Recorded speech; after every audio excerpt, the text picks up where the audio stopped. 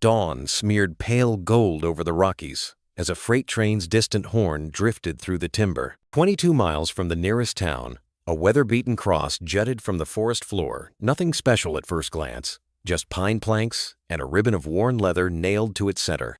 But if you looked closer, you'd see the leather wasn't ribbon at all. It was a military dog collar, edges chewed, stamped with the code K94569, Doctor. Lena Whitaker found it the summer she turned 8, wrapped it around a soldier dog named Asha, and thought she'd buried the past with the collar when the dog finally passed. She was wrong, because last night, the collar arrived on her Denver doorstep, cleaned, polished, and tied to a storage unit key. There was no note, only a faded Polaroid of Asha beside a row of soldiers whose eyes held more gratitude than any medal. Now, Lena stands at the edge of that same forest, a veterinarian with too many ghosts and not enough answers. Asha once asked nothing of her but courage. Today, the wind seems to ask again. Somewhere beyond the pines, a new heartbeat waits to be saved, and a story nearly lost to time is ready to finish what it started. The road narrowed into a winding ribbon of gravel, flanked on both sides by towering ponderosa pines that whispered old secrets to the wind. Doctor. Lena Whitaker rolled down the window of her dusty Subaru Outback, letting the sharp mountain air fill her lungs. It smelled of pine needles, wild sage, and something older, something buried in the soil and memory. Roosevelt National Forest hadn't changed much in 24 years, but Lena had. The tires crackled over loose stone as she pulled onto the shoulder near mile marker 17 at turnoff, so subtle that only those who remembered would ever find it. She cut the engine. Silence fell like a weighted blanket. No cell towers, no hum of city life, just the soft creak of the trees and the slow settling of dust around her car. She sat motionless for a while, both hands resting on the steering wheel, forehead bowed. Through the windshield, the familiar path stretched forward, half swallowed by undergrowth, but still there, like a scar time couldn't quite erase. Her reflection in the rearview mirror revealed eyes older than 32, rimmed with sleepless nights and questions no medical textbook could answer. Lena reached across to the passenger seat, where an old canvas bag sat. She unzipped it with deliberate care and pulled out 2 objects, a folded purple sweater, faded and threadbare at the cuffs, and a leather collar worn smooth by years of service. The tag attached to it still bore the inscription, MWDK 94569, Asha. Her fingers trembled as she traced each letter. This wasn't just a pilgrimage, it was a reckoning. She stepped out into the chill of the high-altitude morning. Her boots sank slightly into the loam, soft from early autumn rain. The forest greeted her not with birdsong, but with that heavy stillness it reserved for those returning to sacred ground. Lena walked slowly, every step stirring up ghosts. It took her less than 5 minutes to reach it, the clearing, the spot. There, half leaning under the weight of time and weather, stood the wooden cross. The grain had split in places. Moss had begun to colonize its base. But the carving was still legible. Asha, Milo, soldier, mother, friend. Love never fades, it only changes form. Lena dropped to her knees, her breath hitched. For a moment, the world narrowed to nothing but the scent of pine needles and the silence between heartbeats. She pressed the collar to her chest, and with it came the memories sharp, relentless. The first time she had touched that collar, she'd been just a girl, barely tall enough to reach the vet's counter. Her hands had been covered in mud and dried blood, Asha's blood. And still, the dog had licked her face, as if she were the one needing comfort. Lena unfolded the sweater next. The purple was faded now, almost gray, and torn where metal jaws had once clamped down. She had wrapped it around Asha's shattered paw the day they met. The sweater still held the faintest scent of iron and pine and something else, a memory of hope that had refused to die. She didn't realize she was crying until the tears hit the soil. "I thought I was doing the right thing," she whispered. "All these years, all this trying, but I keep wondering, was it enough?" No answer came, just the rustle of pine needles and a crow's lonely caw in the distance. She wiped her cheeks with the back of her hand, swallowing the lump in her throat. "Everyone thinks I saved you." But it wasn't that simple, was it? The words didn't echo, but they stayed. For a long time, Lena knelt there, letting the weight settle. She let herself remember it all, the smell of wet fur, The press of Milo's heartbeat against her ribs as she ran. The moment Asha had looked into her eyes and made a choice no animal should ever have to make. And Lena had been running ever since, not just across forest paths, but into academic halls, through emergency rooms, behind surgical masks, always trying to be the girl who had been enough. Enough to save a dog that had already saved a dozen soldiers. Enough to justify the trust given to her by eyes full of pain and full of belief. A twig snapped behind her. She froze, instinct pulling her upright. For a moment, the forest went silent again. That kind of charged stillness that makes the hairs on your arms lift. Then she saw it, a silhouette at the edge of the tree line. A German shepherd, standing still, watching her. Its ears perked, tail lowered, stance cautious but calm. The way Asha had stood, all those years ago. Not wild, not fearful, just present. The collar around its neck gleamed red. Lena didn't move, didn't speak. For a heartbeat, her lungs forgot how to function. The resemblance was so uncanny it stole her breath. And then, just as silently as it had appeared, the dog turned and disappeared into the underbrush. Gone. Lena's shoulders sagged. Her knees gave out and she sat back on her heels, dazed. That wasn't Asha. It couldn't be. But it also wasn't nothing. Maybe grief left traces. Maybe love did too. She pressed the collar back to her heart, voice low and shaken. "Am I honoring you?" she whispered to the wind. "Or hiding in your shadow?" A wind swept through the clearing, lifting her hair gently off her shoulders. She closed her eyes and leaned into it, feeling not cold, but clarity. Something shifted inside her, not resolution, but direction. She rose, brushing dirt from her knees. The sweater she folded again, cradling it against her side. The collar she held in her palm. "I'll decide soon," she murmured. "I promise." And there, the trees swayed above her, tall, unyielding, and whispering only to those who listened with their hearts. Lena turned back toward the path. Behind her, the cross stood quietly, watching over the clearing, waiting, like it always had. The sun had shifted slightly by the time Lena sat down fully, legs folded beneath her on the blanket of pine needles beside the wooden cross. A hush had settled over the clearing, not silence exactly, but the kind of deep forest stillness that made every sound sacred. The breeze moved through the pines with a reverence she remembered from childhood prayers, back when she still thought heaven might answer out loud. In her lap rested the collar, leather worn soft from years of service, from war zones and backwoods, from helicopter rotors to quiet porches. The brass buckle was scuffed, the edges cracked where it had borne the weight of identity and duty and time. Her thumb traced over the stamped letters, each one catching faint glints of light. MWD K9, 4569, Asha. Her throat tightened. In her hands was a life once lived fiercely. She remembered the first time she'd seen it, not on a shelf, not in a box, but around the neck of a half-starved dog who should have bitten her, should have snarled or turned away. But Asha had only watched her, bleeding, broken, and still dignified, as if to say, you'll do. Lena exhaled shakily, eyes burning. She was so tired of being brave. The collar sat heavier now than it ever had on Asha's neck.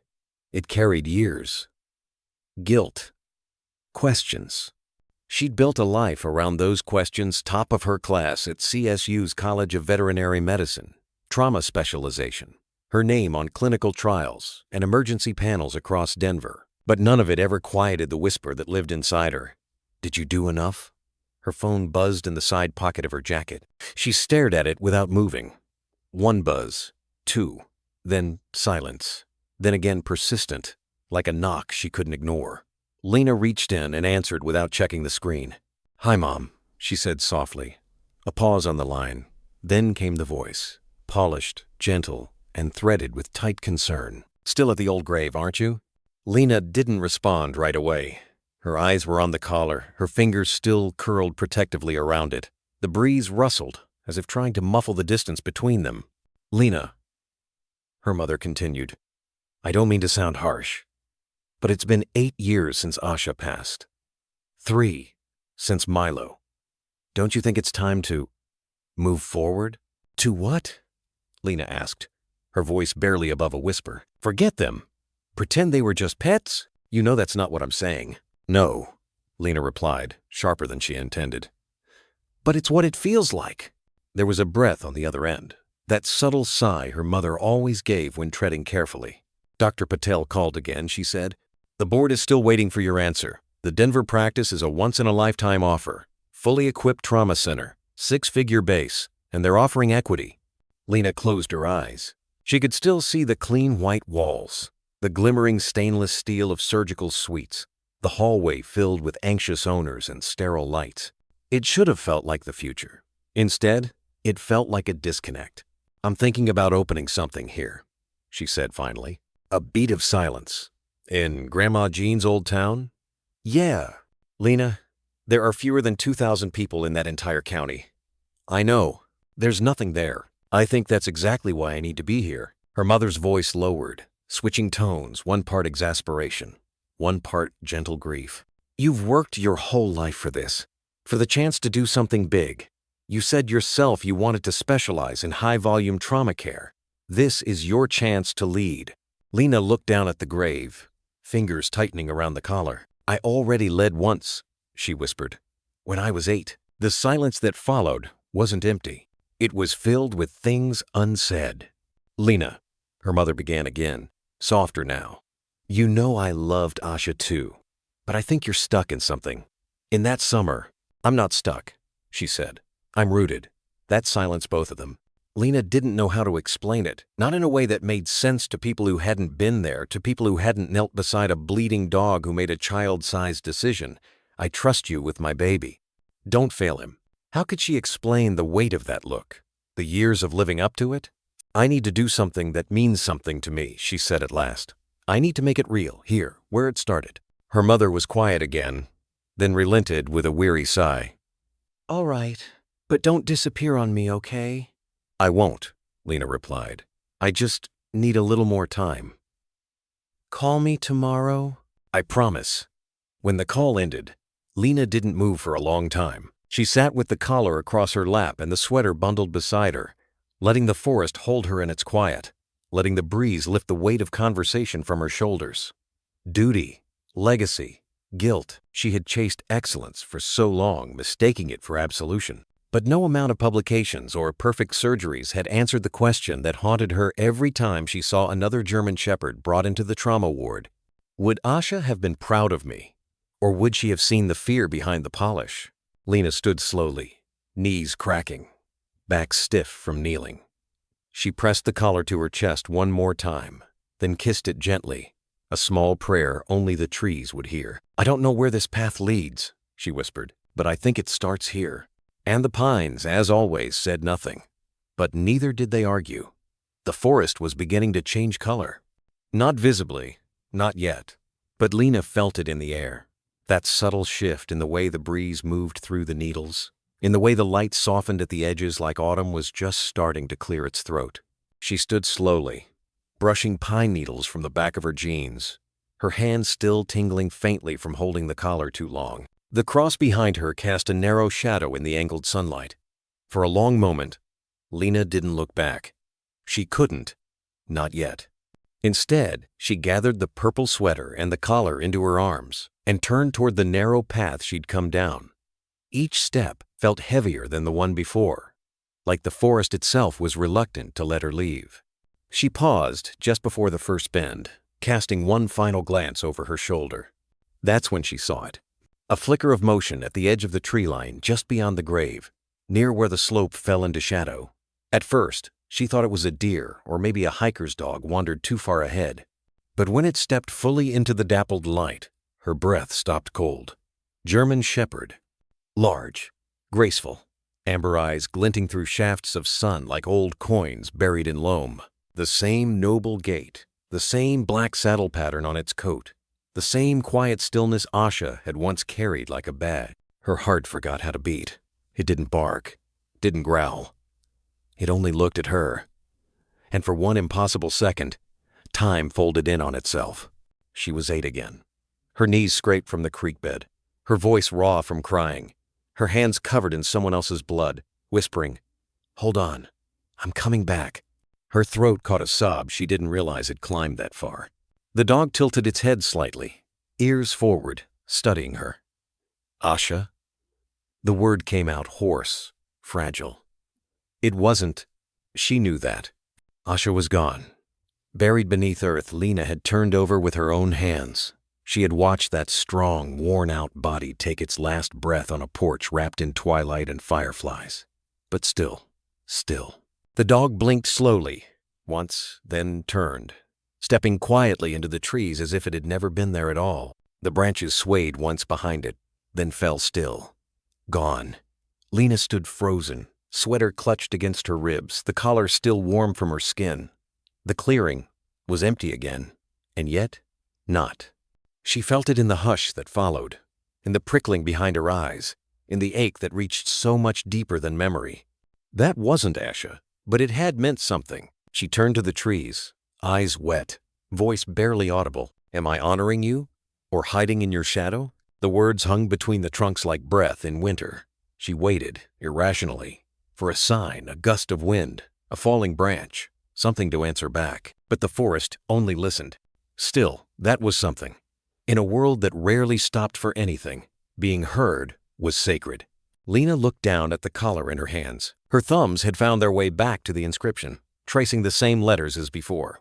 MWD K9 4569.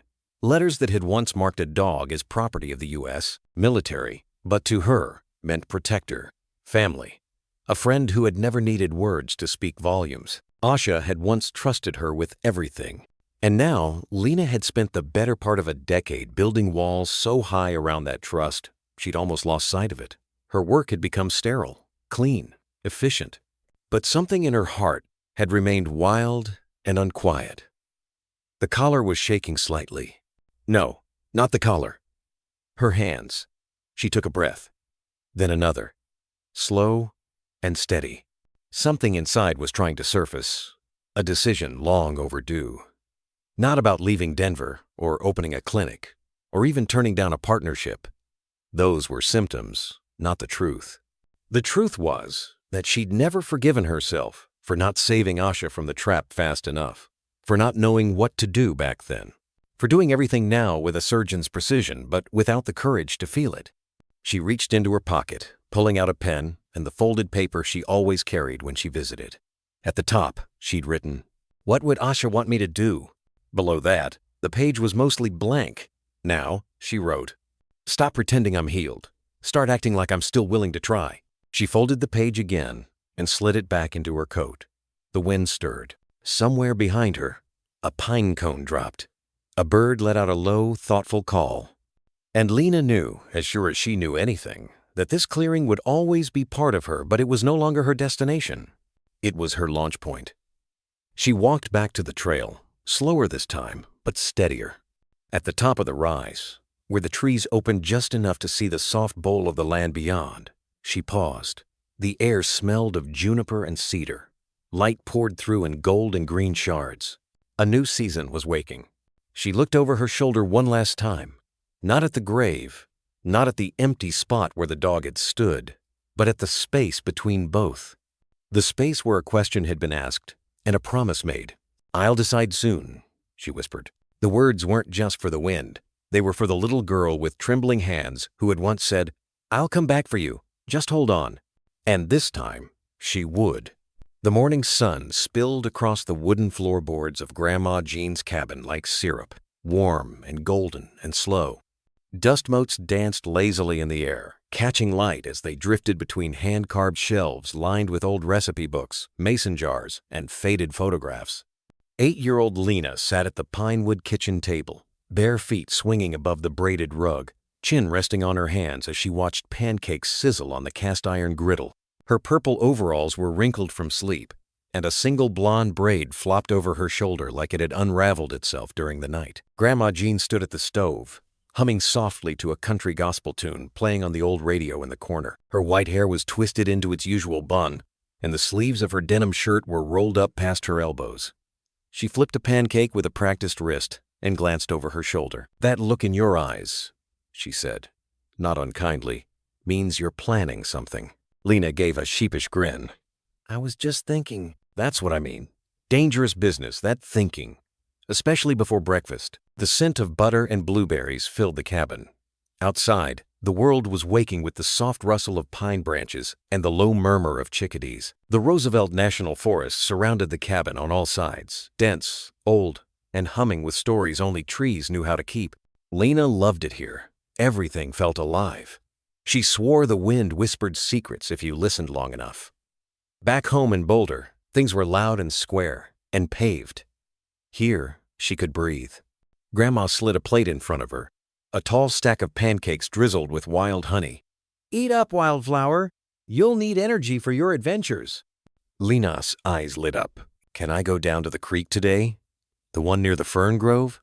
Grandma Jean paused mid-pour with her coffee, lips pressing into a line. Only if you stick to the marked trail, and I mean it this time, Lena. I always do. Grandma raised an eyebrow. You took a shortcut last week and got poison ivy behind your knees. That wasn't a shortcut, Lena said between bites. It was a side quest. Grandma tried to look stern, but the corner of her mouth twitched. Side quests in these woods can turn into trouble fast. There's old logging pits, animal dens, and more than one place that looks safe but ain't. Lena looked down at her plate, then back up. But it's summer, and I brought my compass and my rock journal, and I promise I'll be careful. Jean sighed and sat across from her, nursing her chipped blue mug. I know you've got curiosity stitched into your bones, but these woods aren't a fairy tale, baby girl. They don't care how brave or clever you are. Lena's fork paused in midair. You make it sound like the forest is dangerous. Jean studied her for a long moment, the kind of look that didn't come from worry, but from memory. It's not the forest I don't trust. It's the things people leave in it. She didn't explain further. Lena didn't press. Instead, she finished her breakfast quietly, eyes flicking to the window, where the morning light slanted through tall trees. A woodpecker drummed somewhere far off, and Lena imagined it was a secret code, an invitation meant only for her. After dishes were done, and Lena had tugged on her canvas sneakers, she stuffed her compass, sketch pad, and a plum into her small corduroy backpack. Grandma stood on the porch, arms crossed, watching her like a sentry. I'll be back before lunch, Lena promised. Jean nodded, but didn't smile. Marked trails only, Lena crossed her heart. And just as she stepped off the porch, Grandma added, almost absently, if something doesn't feel right, don't argue with it. Come back. It was an odd thing to say, but Lena, like most children, didn't dwell on warnings that felt wrapped in riddles. The trail to the creek wound gently downhill, flanked by bluebells and patches of wild mint.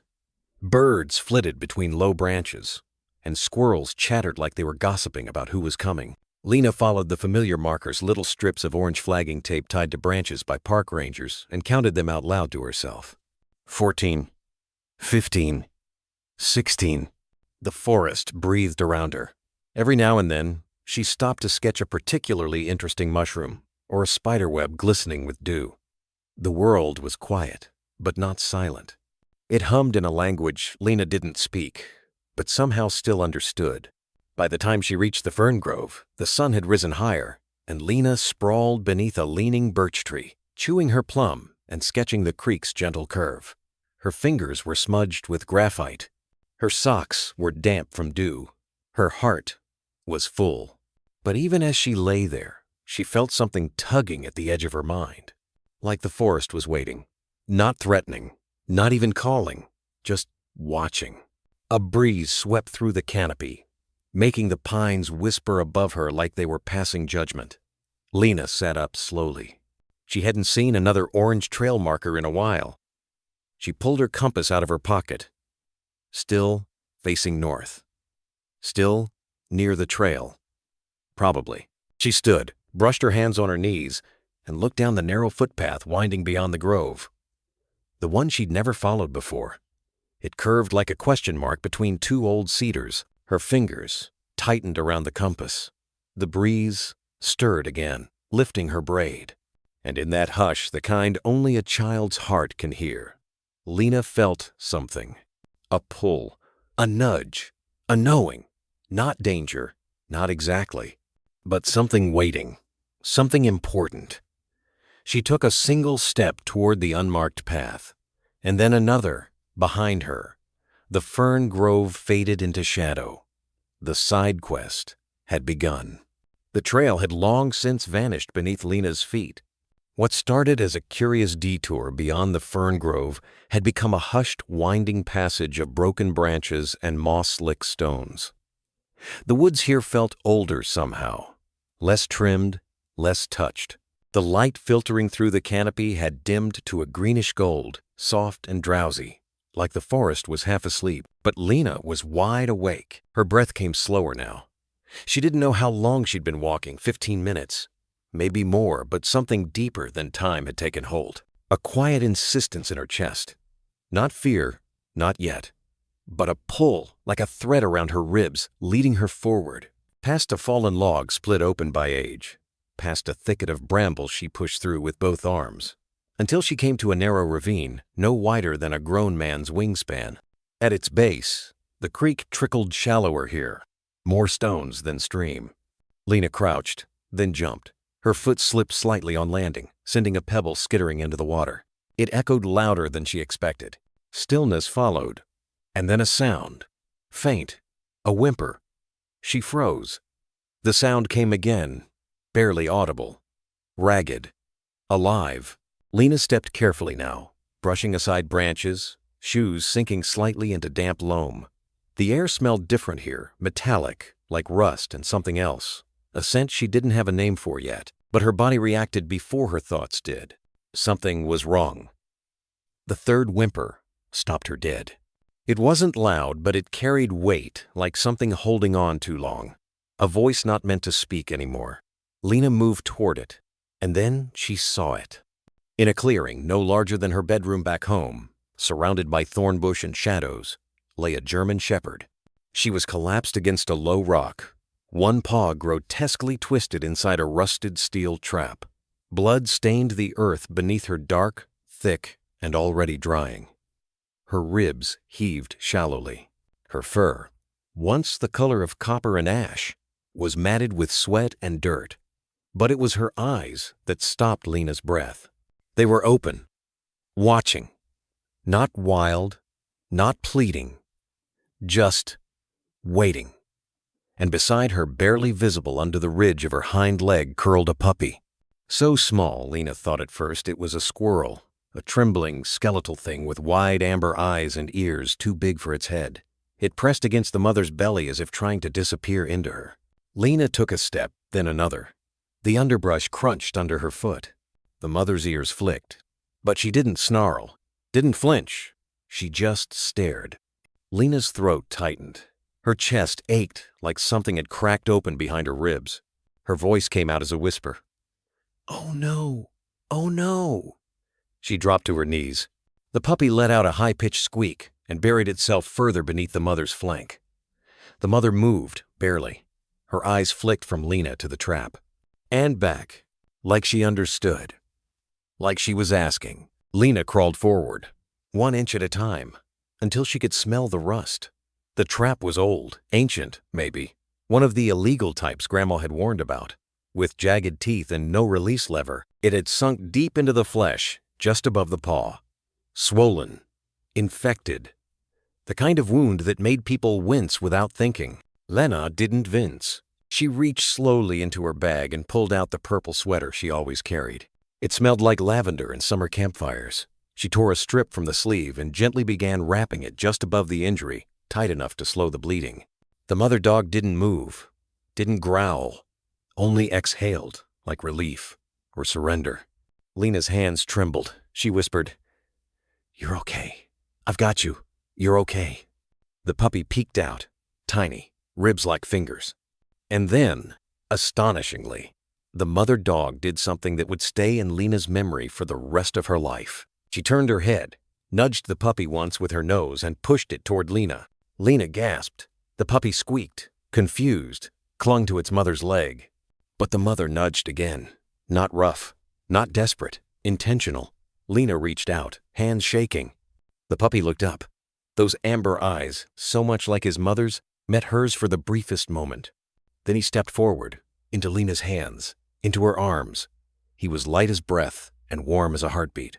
She held him against her chest, sweater still wrapped around one arm, and whispered through tears she hadn't realized were falling. "I'll come back. I promise. Just hold on." The mother blinked. Lena stood, puppy cradled tight, and turned to run.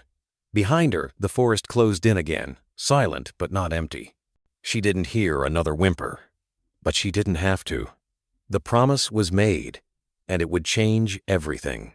Lena stood frozen, knees damp from the mossy soil, the puppy trembling in her arms like a question she didn't know how to answer. The clearing had gone quiet again, save for the gentle rustle of leaves overhead and the breathy rise and fall of the mother dog's chest. The steel trap still bit cruelly into her paw, jagged teeth half swallowed by swelling flesh. But it was her gaze that held Lena captive. Eyes rimmed with pain, yes, but steady, focused. She was watching Lena, no judging her, not harshly, not with anger, but with a kind of ancient knowing, like she'd seen choices like this made before. Some wrong, some too late.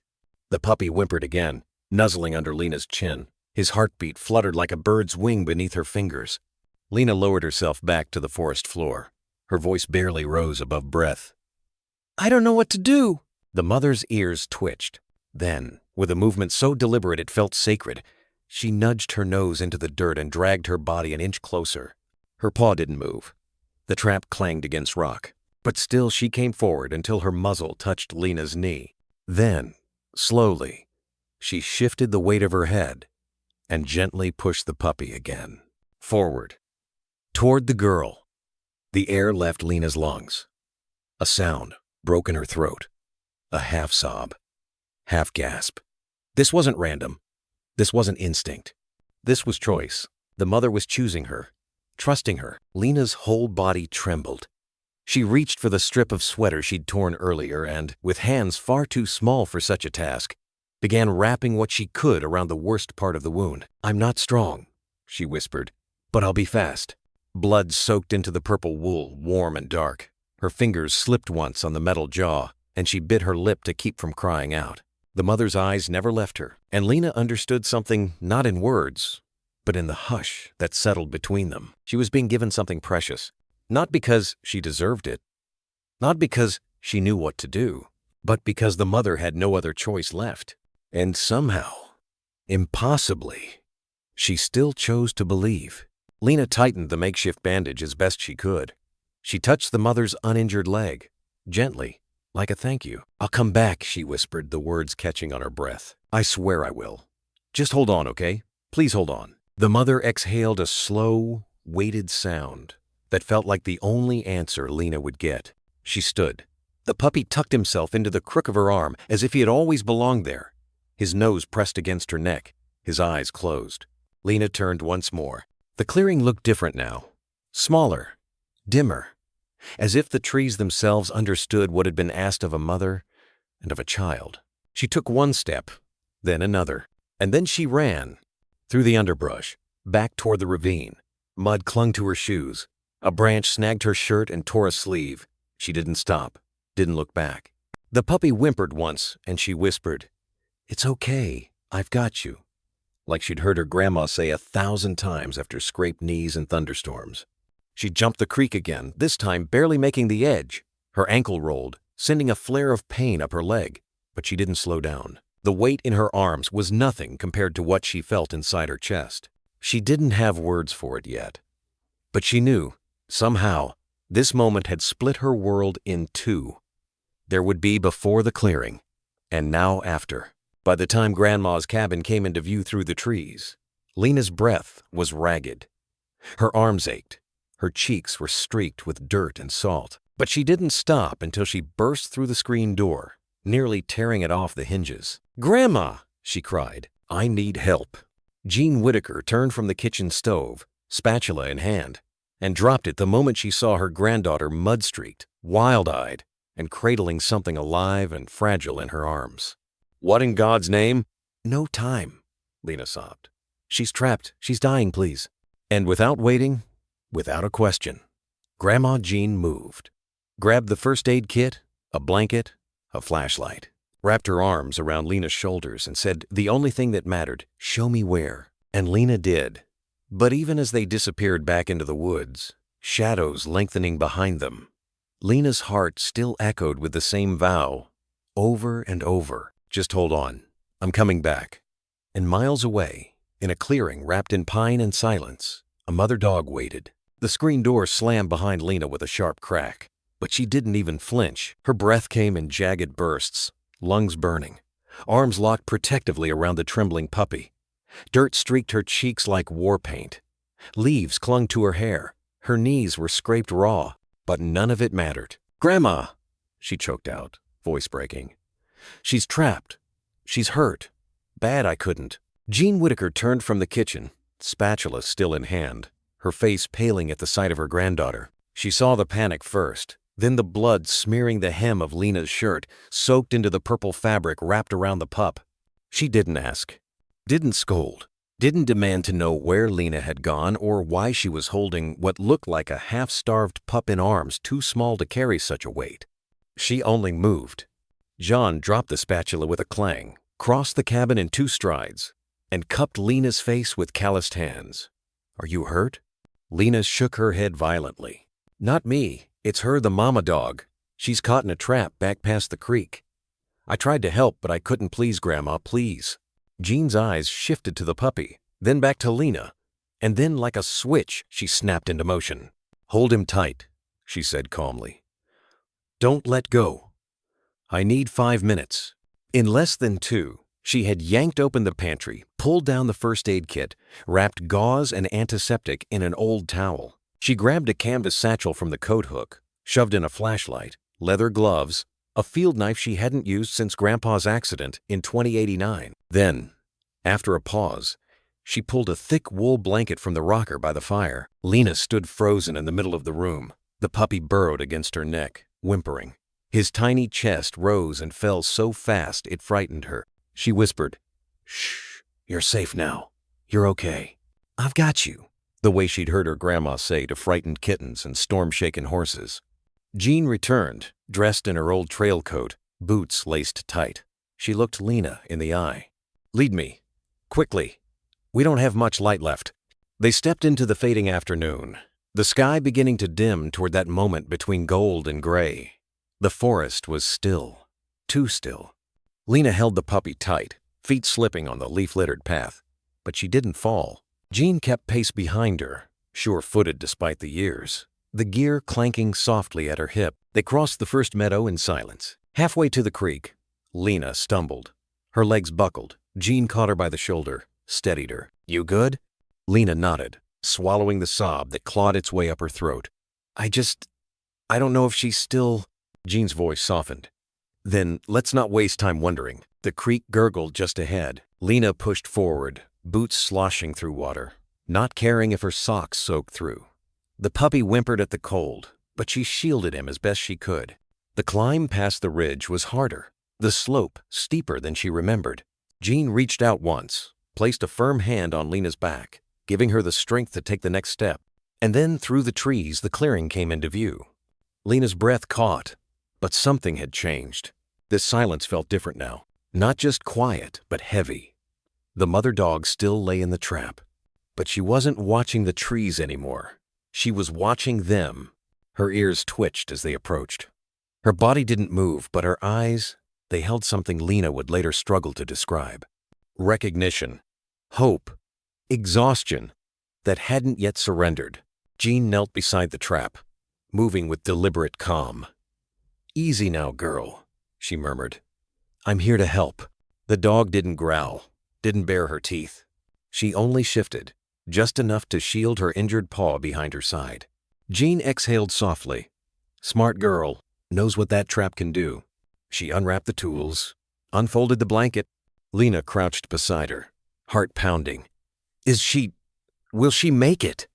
Jean didn't answer right away. She examined the trap, eyes narrowing. "Old spring clamp. Rusted? Illegal as hell." Her voice dropped to a whisper. "She's lost a lot of blood, but she's still holding on. Barely." Lena swallowed hard. Jean glanced at her. "What's her name?" I don't know," Lena said. "She didn't have tags. Just the pup. She gave him to me." Jean's eyes flickered with something unreadable.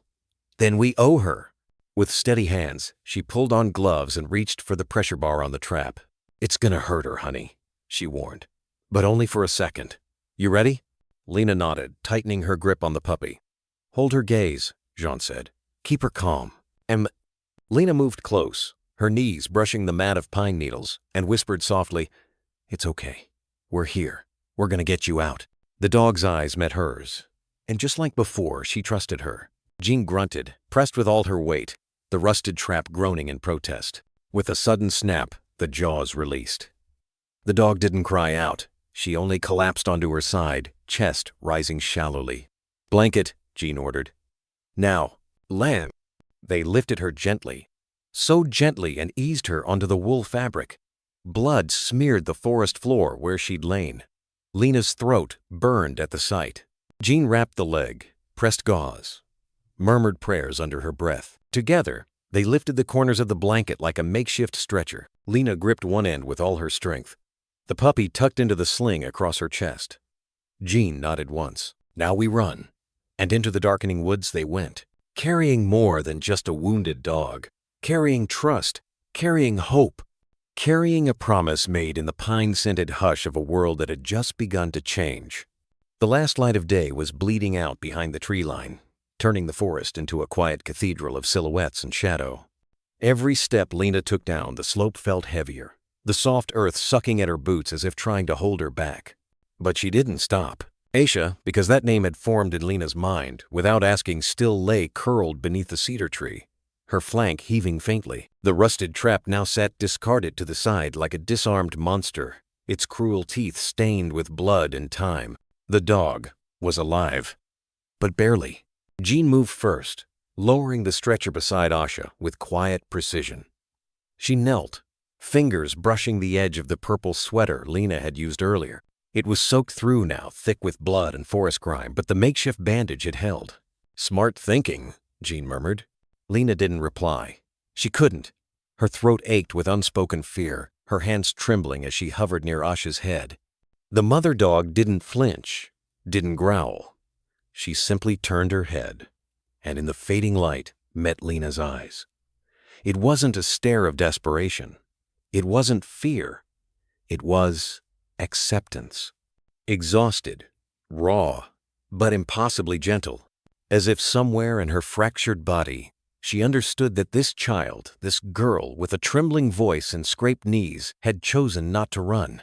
Jean unpacked a small vial and syringe, holding them to the light. This'll ease the pain. Just enough to move her. Lena's breath hitched. Is she going to sleep? Not all the way. Just enough to stop hurting for a while. Jean softened her tone. You're doing good, kiddo. She's hanging on. As the sedative slid into the vein beneath Asha's skin, the dog didn't twitch. Her eyes stayed on Lena's face, steady, unblinking. Then, slowly, her body loosened. The tension that had coiled in her spine eased. She sighed. Not a sound of fear, but surrender. Lena swallowed hard and whispered, I promised I'd come back. Jean nodded. And you kept it. Together, they eased the dog's frame onto the wool blanket. The pup Milo curled tighter against Lena's chest, sensing the stillness, sensing perhaps that something sacred was unfolding in the hush. Jean took the front of the stretcher. Lena grasped the back, arms burning with the weight, not just of Asha, but of everything that moment carried. The decision, the danger, the chance that none of it would be enough. But Asha was still breathing. And that was something. They moved slowly, their feet brushing over pine needles and moss, each step pressing memory into the ground behind them. A night owl called once. Somewhere in the distance, thunder murmured over the peaks. At the edge of the meadow, Jean paused to catch her breath. Lena set down her end gently, flexing her sore fingers. The sweater had begun to slide loose. She reached to adjust it and saw it then. The blood. Dark, thick, clinging to every fiber. It had soaked through the sleeves, painted her wrists red. Lena stared at it for a long moment, the sight strangely quieting. Not terrifying, not even sad, just real. Jean looked over. Come here, she said softly. She took a strip of clean gauze, dabbed at Lena's hands, not speaking as she cleaned the dried blood from under her nails. "Sometimes helping means getting covered in the mess of it," she finally said. "But that doesn't make it wrong." Lena looked up. "Is she going to die?" Jean didn't lie. "I don't know. But if she does, it won't be alone. And not like that." The dog shifted slightly, a whimper low in her throat. Jean leaned in, adjusting the pressure on the wrap around her leg. "She's stronger than she looks," Jean murmured. "This ain't the first time someone left her behind, I bet." Lena pressed the corner of the sweater tighter, trying to stop the fresh seep of red. The sweater was her favorite purple with silver threads along the sleeves, the one her mom had mailed from Denver last Christmas. Now it was ruined. And somehow, Lena didn't mind. "She gave me her puppy," Lena whispered. Jean paused. "That's trust, sweetheart. That's more than most people will give you." They lifted the stretcher again. As the cabin lights came into view, flickering between the trees like distant fireflies, Lena felt something shift in her chest, a weight both heavy and warm. Not guilt, not fear, responsibility. Inside, they cleared the kitchen floor, laying Asha down beside the fireplace. Jean moved with brisk efficiency, checking vitals, cleaning the wound more thoroughly, stitching where she could. She injected antibiotics and warm saline beneath the skin. Lena sat close, watching everything, not flinching this time. Milo finally stirred from her arms, wobbling forward on spindly legs to curl into the crook of Asha's neck. The sight made something tighten in Lena's chest so hard she couldn't breathe for a second. The dog, this broken, bleeding creature, shifted her head just enough to touch noses with her pup. Then, slowly, she turned her gaze back to Lena. The room was quiet except for the ticking of the old wall clock and the whisper of pine wind outside the windows. And in that silence, Lena leaned forward, placed her palm gently over the thick, matted fur above Asha's heart. "I'm here," she whispered. "And I'm not going anywhere." The purple bandage slipped slightly, loose now in its task. But its story had only just begun. The smell of antiseptic and cedar shavings greeted them at the entrance of Dr. Camden's rustic clinic, a modest log cabin structure tucked along a gravel path outside of town. A rusted weather vane creaked above the door. In the distance, storm clouds gathered behind the mountains like old regrets refusing to pass. Lena clutched Milo tighter as Jean pushed through the swinging screen door, holding the other end of the blanket stretcher where Asha lay, barely stirring. "Doc?" Sean called out. "It's Jean Halberg." A beat of silence. Then from the back, the soft shuffle of boots on tile. Dr. Camden emerged with sleeves rolled up, glasses fogged slightly from steam rising off a coffee mug. His salt and pepper beard framed a face carved by wind and time, but his eyes still clear, still keen-widened when they landed on the shape curled on the stretcher. "Well, hell," he muttered, setting the mug aside. "What kind of mess have we got here?" He moved fast but gentle, crouching beside Asha, running a hand lightly along her spine. When he reached her leg still wrapped in Lena's blood-soaked purple sweater, he exhaled through his nose. "Steel trap?" Jean nodded. "Deep in the West Forest. My granddaughter found her." He glanced up. His gaze found Lena, small but unmoving, standing like a soldier on watch. "You carried her out?" Lena didn't speak. She just nodded once. He blinked. Something in his expression softened. Then, with quiet authority, he peeled back the edge of the sweater. The wound was worse than it had seemed. The tissue beneath was darkening, angry with infection. Part of the paw was crushed beyond salvage, and what little blood it still bled was thin and watery. Dr. Camden didn't react with alarm. He only murmured, "She didn't cry?" "Not once," Jean said. Camden's hand paused on the dog's foreleg. His thumb brushed something hidden beneath the matted fur, an old, faded scar just above the elbow. "No, not a scar. A tattoo." He leaned in, gently parting the fur to reveal the ink fully. MWD K94569. He stared at it for a long time. The clinic clock ticked. Lena's breath caught in her chest. He stood slowly. "Jean," he said low and firm, "this isn't just any dog. She's military. MWD means military working dog. K class. This girl saw action." Jean raised a brow. "Afghanistan?" Camden nodded. "Most likely. Canine second, trained for explosive detection, search and rescue, even combat patrol. They don't get tattoos like this unless they've earned it. And this number, he exhaled. I haven't seen a K-945 unit in over a decade. They were elite. Lena stepped forward, her voice soft but unshaking. She's a soldier? Camden turned, looking at her now not as a child with mud on her jeans, but as the girl who had run into the woods and carried back the fallen. Yes, he said.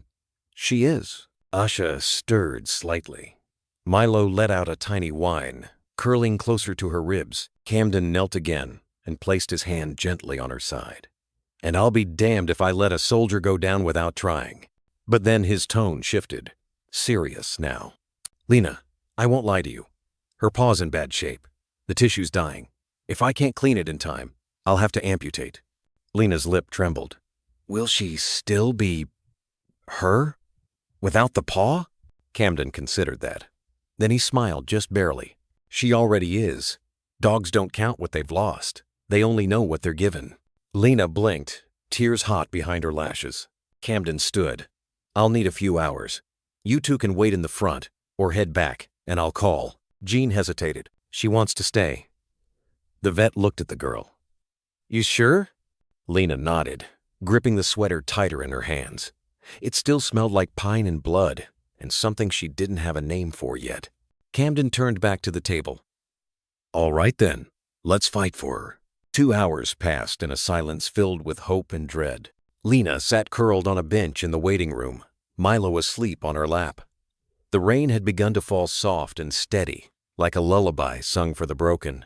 Jean brought her cocoa, but it sat untouched. She stared at the closed door, watching shadows move behind frosted glass. At one point, she thought she heard a bark, but it was only a tool tray falling. Her heart beat like a hummingbird's wings. When the door finally opened, Dr. Camden emerged with rolled sleeves streaked in iodine and blood. He looked tired, but he was smiling. She's stable. Lena stood so fast, she knocked over the cocoa. Camden stepped aside. Come say hello, M. They entered together. Asha lay on a clean table, hooked to a slow drip. Her leg was wrapped in fresh gauze, paw still intact for now. She didn't lift her head, but her eyes found Lena the second she entered. Soft, aware, grateful. Camden lowered his voice. We won't know for a few days whether the tissue will take, but if anyone's got the fight in them.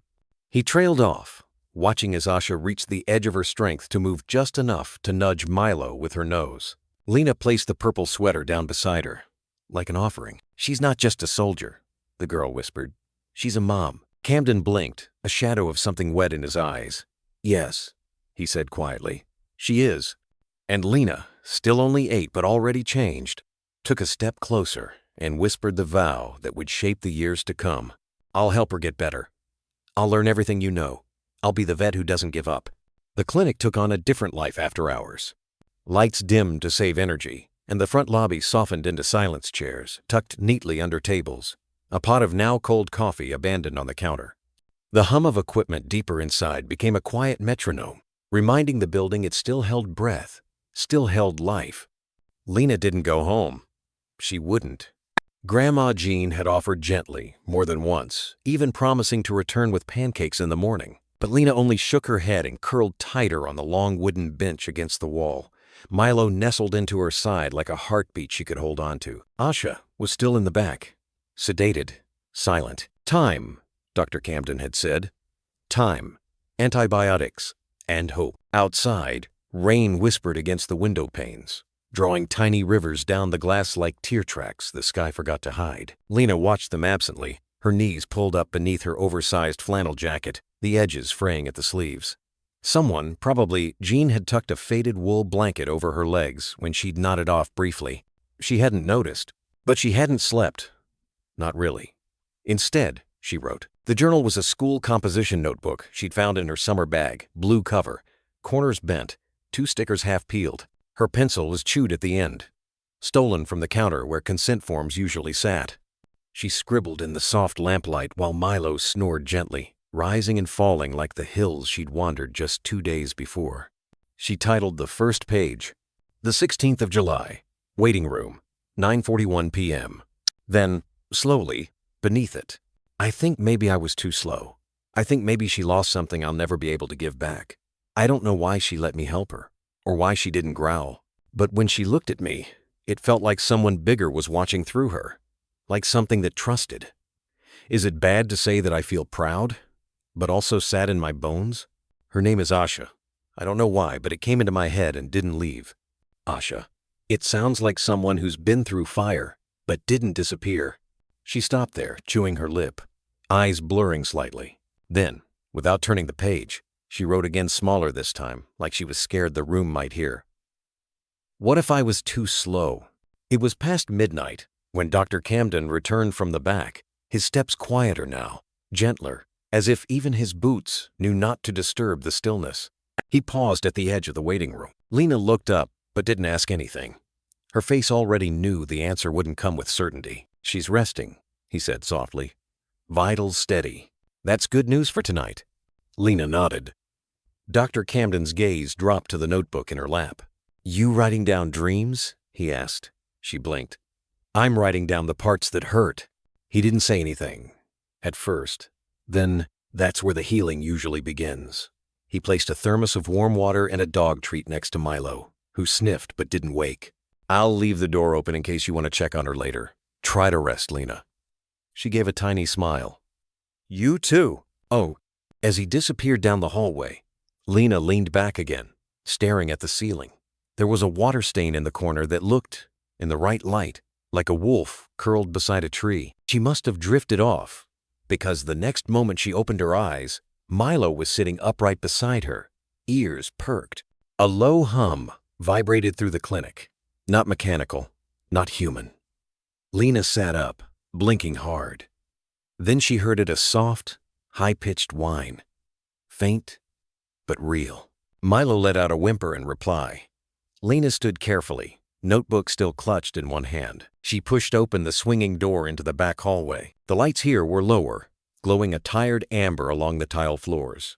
The scent of antiseptic was stronger. She followed the sound, and there, through the partially open door of exam room 3, she saw her, Asha, lying on her side, IV still in place, wrapped in clean bandages. Her breathing was slow but even, but her eyes, those eyes were open and fixed on her. Lena stepped in quietly, her socked feet making no sound. Asha didn't move, but her tail gave a barely there twitch. I'm here, Lena whispered. She crouched beside the table and carefully, slowly, laid the open notebook beside Asha's paws. It's okay, she murmured, voice trembling. You're not alone. The old dog blinked once, long and slow. Then, for the first time since the rescue, Lena let her hand rest gently on Asha's shoulder. Asha didn't flinch. She closed her eyes, and so did Lena. Just for a moment, not to sleep, but to believe. The world turned slowly inside room 3. Time didn't tick here, it exhaled. For 3 days, the rhythm had been the same. 4s dripping steady like rain on tin, the soft whir of a portable heater, and Lena's quiet breathing as she sat cross-legged in the corner. The chair creaked beneath her every time she shifted, but Asha never stirred. Her body was there, wrapped in gauze and resting under a fleece blanket. But her soul, if Lena dared say, it felt suspended somewhere between memory and decision. Milo had not left the room either. The tiny pup had made his own nest from Lena's purple sweater, balled up in a corner near the table leg. Occasionally, he would inch forward, paw twitching, then curl again into sleep. Every so often, Lena caught him watching Asha, ears perked, as if trying to remember the rhythm of a heartbeat that used to guide his own. On the 4th morning, light streamed in through the tall window, catching in the glass bottles that lined Dr. Camden's shelves. Outside, the pine trees stood still, snow still clinging in patches, despite the summer sun rising higher each day. Lena sat with her chin on her knees, eyes half closed. She'd read 3 chapters of Charlotte's Web aloud to Asha the night before, her voice cracking on the last line. She hadn't meant to cry. She didn't even think she liked the book before. But something about that story, about friendship, about waiting, about webs and small lives, had broken through. She was humming now. A lullaby Grandma Jean used to hum when she was little. Something wordless, more breath than song. And then Milo stood. No bark, no whimper. Just a quiet, alert motion like something magnetic had drawn him upward. Lena lifted her head, heart thumping hard for no reason she could name. Asha was awake. Her eyes weren't just open, they were focused. Deep, golden, ancient things. They didn't dart, didn't panic. They searched, calm, deliberate, like waves lapping the edges of shorelines long forgotten. And when they found Milo, her tail moved. Once, Lena gasped, the sound catching in her throat like a leaf in wind. Then again, a second tail twitch. A slow, low wag, not out of excitement, but recognition. Milo gave a tiny yip and bounded forward. He stopped just short of the table, resting his front paws against the metal edge, whining softly. Asha didn't lift her head. She couldn't. But her nose quivered, the bridge wrinkling faintly as she pulled in the scent. Her gaze never left him. Dr. Camden entered just then, a cup of tea in his hand. He paused mid-step. "Well, I'll be damned," he whispered. He set the cup aside and knelt beside the table, checking vitals quickly, his fingers practiced but gentle. He didn't speak until after the stethoscope had been laid aside. "She's back," he said, voice thick. Lena moved to the side, kneeling so she was eye level with the table. "She saw Milo," she whispered. "That's what woke her up." Camden nodded. "I don't doubt it. She's been tracking his scent in her sleep. Dogs remember things differently than we do. Their memories live in smells. And love." He paused, watching Ash's tail give another flick. "She asked for him," he added quietly. Lena blinked. "But she didn't speak." "No," he smiled. "But in the way only dogs can ask." The rest of the day passed like walking on glass, every movement delicate, reverent. Lena and Dr. Camden took turns feeding Asha through a syringe-blended broth, one careful drop at a time. Milo refused to eat unless his bowl was placed beside hers, even though he couldn't reach her. So Lena sat with both, one hand always resting where Asha could feel her presence, just behind the ear that wasn't bandaged. They didn't play music, didn't speak loudly. The quiet was sacred now, no longer heavy, just hushed. A breathing room. In the afternoon, Asha tried to lift her head. She failed, but she tried again. Camden caught her gently. "Slow down, soldier," he murmured. Lena tilted her head. "Soldier?" He nodded. "I didn't tell you yet. The tattoo inside her ear? It's military grade. She wasn't just a stray. She served." Lena's breath caught. She's a working dog? More than that. She's a military working dog. Medishir D code K94569. I made a few quiet inquiries. She's not in the active registry anymore. Probably declared Mia years ago. "Missing in action," Lena whispered. Camden leaned back, arms folded. "But someone out there remembers her, or did, and now, so will we." "No." Lena looked down at Asha again, at the calm rise and fall of her chest, at the gauze now stained only slightly pink. "She fought," Lena said quietly. "And she survived," Camden replied. That night, Lena opened her journal again. This time, her handwriting was steadier. Today, she looked at us. She knew him. She remembered. And maybe that's all anyone really needs. To remember. To be remembered. Dr. Camden said she was a soldier, that she saved lives. But I think the bravest thing she did was survive long enough to be seen again. Her eyes aren't just eyes. They're doors. And somehow, I feel like I walked through one today. She closed the book, and for the first time since the forest, she let herself breathe without bracing. The fifth morning after the rescue broke clear and cold, sunlight spilling through the clinic's frosted windows like liquid gold. Lena had just finished warming Asha's broth when she heard the rumble of Dr. Camden's old Jeep outside. He came in briskly, cheeks reddened by mountain air, a battered manila folder clutched under one arm and fresh hay on his boots. The moment he saw Lena, he lifted the folder with a small, breathless smile, part triumph, part awe. "Thought you might want to know who your patient really is," he said. Lena's pulse skipped. She glanced at Asha, dozing but stable now, her tail still giving that single measured thump whenever Milo pressed against her ribs, then back to Camden. "What did you find?" He motioned toward the front office. They slipped into the sun-washed room where the smell of coffee and pine disinfectant lingered in the air. Jean was already there, nursing a mug, eyes sharp beneath silver-streaked bangs.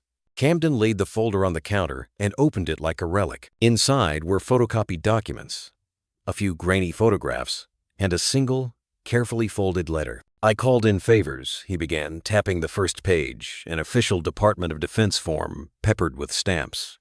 "Turns out K94569 is more than just a number. Her registered name is MWD, Hope nicknamed Asha, by her second handler dual certified for explosives and patrol. 3 tours in Afghanistan. Commendation for valor." Jean let out a low whistle. Lena's eyes widened, tracking every line on the page. FOB Shank, Kunar Province. 2010 IED detection. Lives saved. 6. Camden flipped to a faded photo. Asha in full tactical vest, ears pricked, amber eyes intense, standing beside a young soldier who grinned like he'd found his purpose in her shadow. "That's Staff Sergeant Ethan Ward," Camden said softly. "He was her last handler of record before she went stateside for retirement." "M?" Lena touched the image, fingertips hovering over Asha's younger, unscarred face. "They thought she was dead?" "Disappeared on a camping trip with her adoptive family," Camden confirmed. "A winter storm cut off the trail. They searched for weeks. Eventually the Army listed her. MIA presumed deceased." He slid the letter forward. Its edges were worn, the paper soft, like something read too many times. "I tracked Ward down," Camden continued. "He's stationed at Fort Carson, now training new K9 teams. When he heard Asha might be alive, he overnighted this." Lena unfolded the pages carefully. The handwriting was deliberate, the ink slightly smudged in places as though it had been written through the tremor of memory. "To the person caring for Matika 94569. I called her Asha because it means hope in Hindi. She lived up to it every single day. She found 5 improvised devices in one afternoon outside Jalalabad, saved my whole squad. She sat beside our wounded, refused to leave until medevac arrived. She took shrapnel and kept working because she thought I needed her. If she trusts you, you must be someone remarkable. Please tell her for me that the kid who never learned to sleep without her is grateful beyond words. S. Sent, Ethan Ward." Lena's throat tightened. She reread the line, "If she trusts you, you must be someone remarkable," until the words blurred into tears she refused to let fall. Jean placed a gentle hand on her shoulder. "He's right, you know." But Lena shook her head, voice barely a whisper. "She's the remarkable one. I just happened to be there." Camden flipped another sheet forward, an updated medical directive. Designation: Hero Dog. Eligibility: Purple Paw Medal recommended. He sighed. "She's earned every ribbon the Army gives, but what she needs now is time, rehab, a safe place to heal." Lena looked up.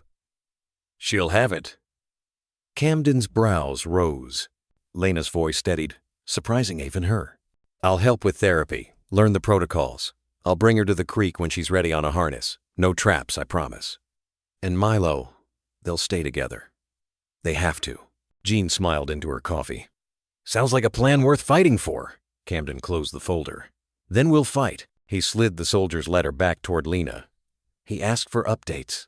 Maybe one day he can visit." And Lena traced the signature Ethan Ward, thinking of a man who'd learned courage from the dog now sleeping in the next room. A man who still measured safety in paw steps. "I'll write him," she said, "when she's strong enough to wag more than once."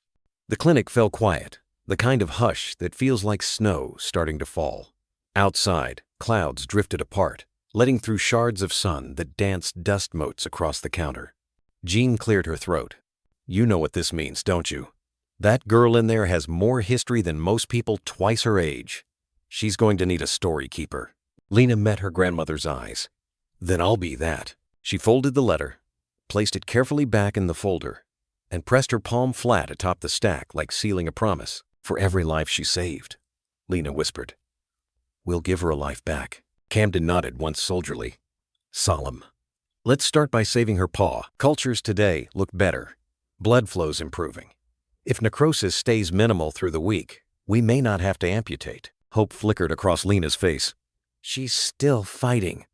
"She's a ranger's dog," Camden said, half-smile tugging at his beard. They don't quit easy. They returned to room 3 together. Asha stirred as they entered, eyes opening just enough to find Milo fussing at the blanket corner. When Lena leaned over the table, Asha's tail twitched twice, this time soft but certain. Lena laid her hand on the dog's neck. Your squad still needs you, she murmured. But first, rest. Milo clambered up the makeshift ramp Camden had rigged and nestled against his mother's shoulder. Asha exhaled, long and contented, eyelids slipping closed again. Lena reached for her journal, opening to a fresh page. The 20th of July. She's not lost. She was searching for us. 3 tours, countless saves. A soldier's heart now beats beneath my hands. I don't know if I deserve her trust, but I will earn it every single day. She set the pencil down and looked at Asha Soldier, mother, survivor, sleeping beneath a patch of warm sun. Already, the clinic felt brighter, like walls could breathe. Outside, a breeze caught the wind chime over the doorway, and its low, gentle note drifted through the hall, half lullaby, half reveille, welcoming a hero home. Morning settled over the clinic like a soft quilt, light spilling through Venetian blinds in silent stripes. Somewhere down the hall, Dr. Camden hummed Sinatra while restocking gauze. Lena thought it sounded like courage in a blue suit. She sat cross-legged beside Asha's recovery pen, a warm rubber feeding bottle in one hand and Milo the tiny bundle of ribs and paws in the crook of her arm. The pup's nose twitched, ears flicking as he latched onto the nipple with surprising strength. 1, 2, 3 sips, Lena murmured, counting under her breath the way Camden had taught her. Slow is safe. Fast is trouble. Milo made a snuffling sound that might have been a protest, milk dribbling at the corners of his mouth. Lena dabbed it gently with a strip of gauze, half laughing, half marveling at how a creature so small could command her whole heart. Behind the mesh of the pen, Asha lifted her head. Just 3 inches, but enough to watch. Her amber eyes tracked every movement of the bottle, every soft coo Lena offered. When Milo let out a satisfied burp, Asha's tail thumped once against the blanket. Approval. Good boy, Lena whispered, rubbing the pup's belly. Your mama says you did perfect? She glanced at Asha. Ready for your turn. Camden had shown her the routine. Remove old dressings, flush the wound with warm saline, apply antibiotic cream, rewrap with fresh bandage. Simple steps, but in Lena's mind they felt like a ceremony, sacred, measured, binding. She eased Milo back into the sweater nest, then slipped on gloves 2 sizes too large. The purple sweater still bore dark stains, but Lena had refused to wash them out. They were history now, proof of the promise she'd made. Unlatching the pin door, she knelt beside Asha. The dog shifted, muscles quivering but cooperative. Pain flickered in her gaze, yet she held still, trusting. Okay, soldier, Lena murmured, echoing Camden's gentle nickname. Bandage swap. She unwound the first layer. White gauze tinged rose. The wound looked better, edges clean, swelling down, but the sight still jangled Lena's nerves. She flushed it carefully. Warm saline trickling into a basin. Asha exhaled through her nose, a soft hiss of discomfort. Lena paused, pressed her forehead lightly to the dog's, letting her feel breath and steady heartbeat. I know, she whispered. Almost done. Ugh. Fresh cream, fresh wrap. Her fingers found a rhythm. Tuck, smooth, secure. When she finished, Asha licked her hand, once sandpaper tongue warm against latex. Gratitude. All morning they practiced this exchange. Nurse and patient, child and guardian, hearts stitching invisible threads between them. By the time sun angled high, Milo had drained 2 more bottles and fallen asleep inside Lena's jacket, chin on her collarbone. Asha watched them both, eyelids heavy, tail giving periodic taps like a metronome set to hope. That afternoon, Grandma Jean arrived with homemade soup and a stack of towels. She found Lena dozing upright in the chair. Milo sprawled across her chest, Asha's snout pressed to the girl's shoe. Jean didn't wake her. She simply covered Lena's shoulders with a quilt, then crouched to check the dog's bandage. Satisfied, she settled across the room with her knitting, gray needles clicking a lullaby of their own. Yet peace, like all fragile things, had its limits. Just past dusk, a cry rattled the quiet. Lena jerked awake, heart galloping. The clinic lights flickered in her mind. No, not lights. Metal. Teeth. The trap slamming again. She gasped, clawing at her throat. Milo yipped, startled. Asha tried to stand, paw slipping, nails scraping the plastic flooring. The sudden motion snapped Lena fully into the present. "I'm okay," she rasped, though her pulse hammered like woodpecker wings. It was just... Jean was beside her in an instant. "Nightmare?" Lena nodded, tears stinging. "I heard the trap. I saw her stuck again. I couldn't open it." Jean pulled her into a one-armed hug, careful not to jostle Milo. "Dreams replay the fear so our hearts can figure out where to put it, honey." She brushed Lena's hair back. "But look around. Where are you?" Lena swallowed. "At the clinic." "And Asha?" "Safe." She turned. The shepherd had settled again, gaze never leaving Lena. Even in pain, she radiated calm stern, steady calm, like a sergeant keeping watch over a trembling recruit. The thought steadied Lena's breath. Jean handed her a mug of lukewarm soup. "Eat something. Fear runs hot on an empty stomach." Lena obeyed, sipping slowly, letting warmth undo the chill.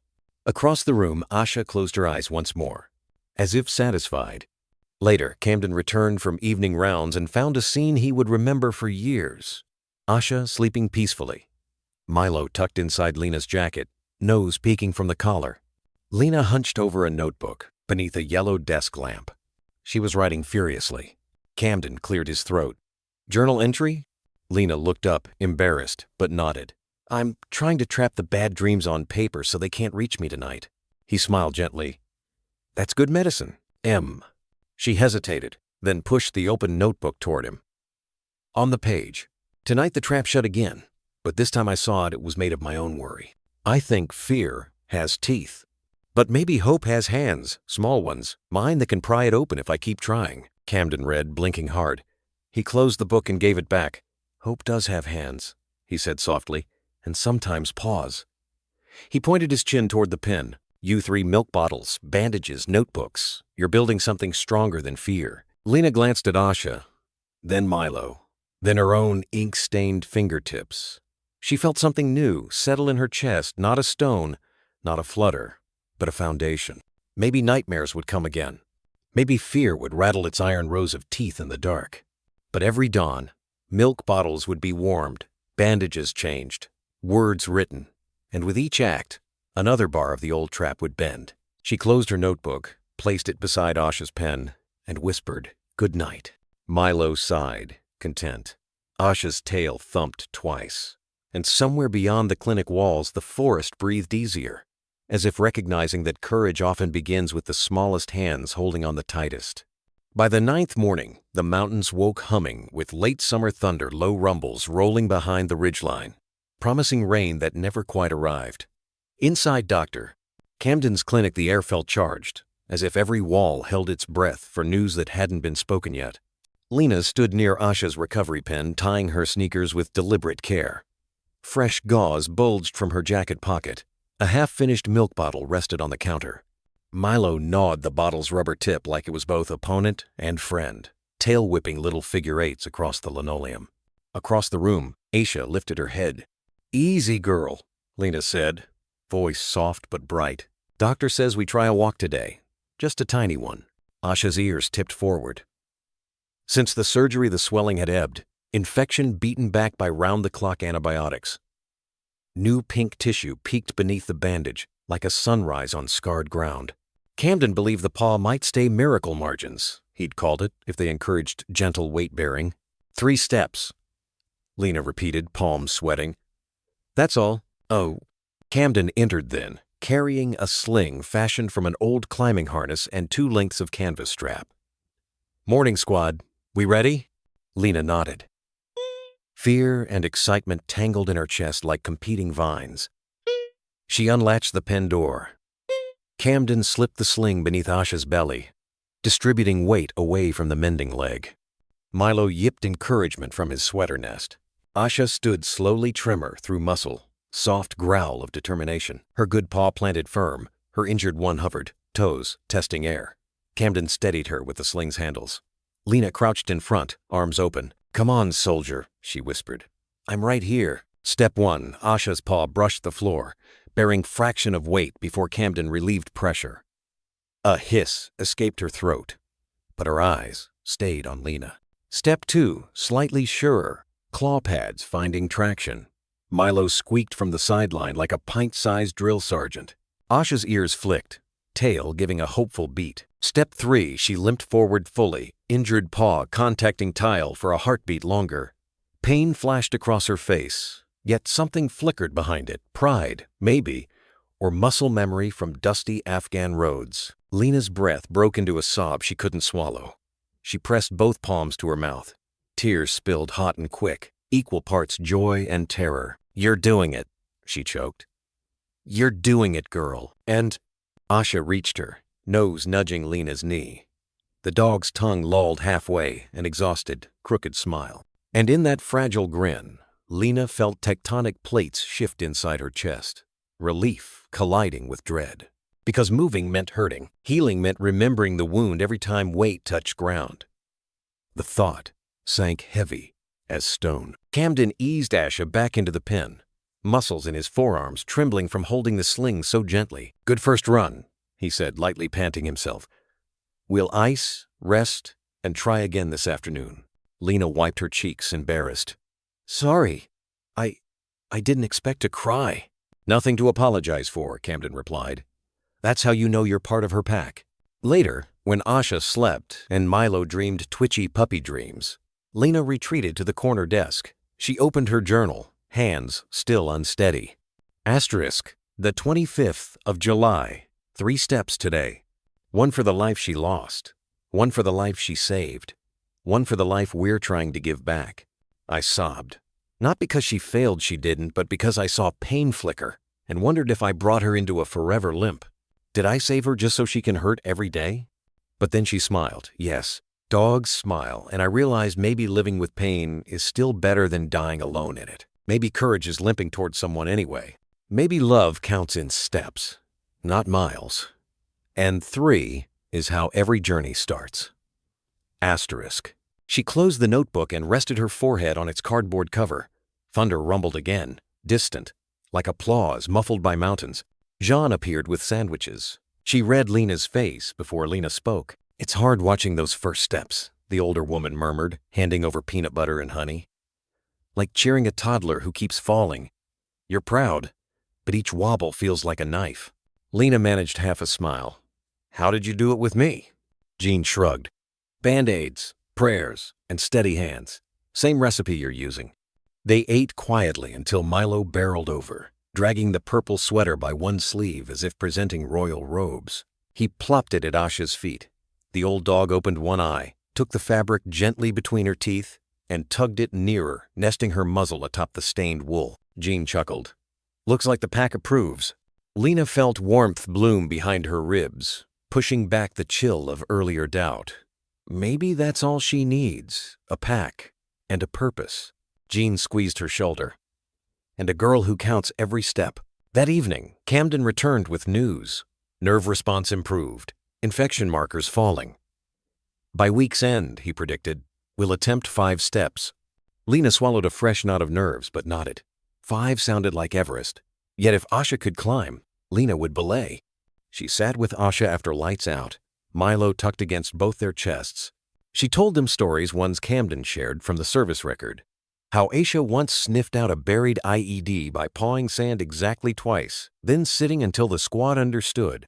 How she lay across a soldier's legs for 6 hours after shrapnel, keeping the bleeding man conscious with steady weight and warm breath. 3 steps, Lena whispered, stroking the fur between scar and ear. That's nothing compared to deserts and helicopters, huh? Asha thumped her tail, a soft boom-like distant drum fire. Lena laughed, tears and joy mingling.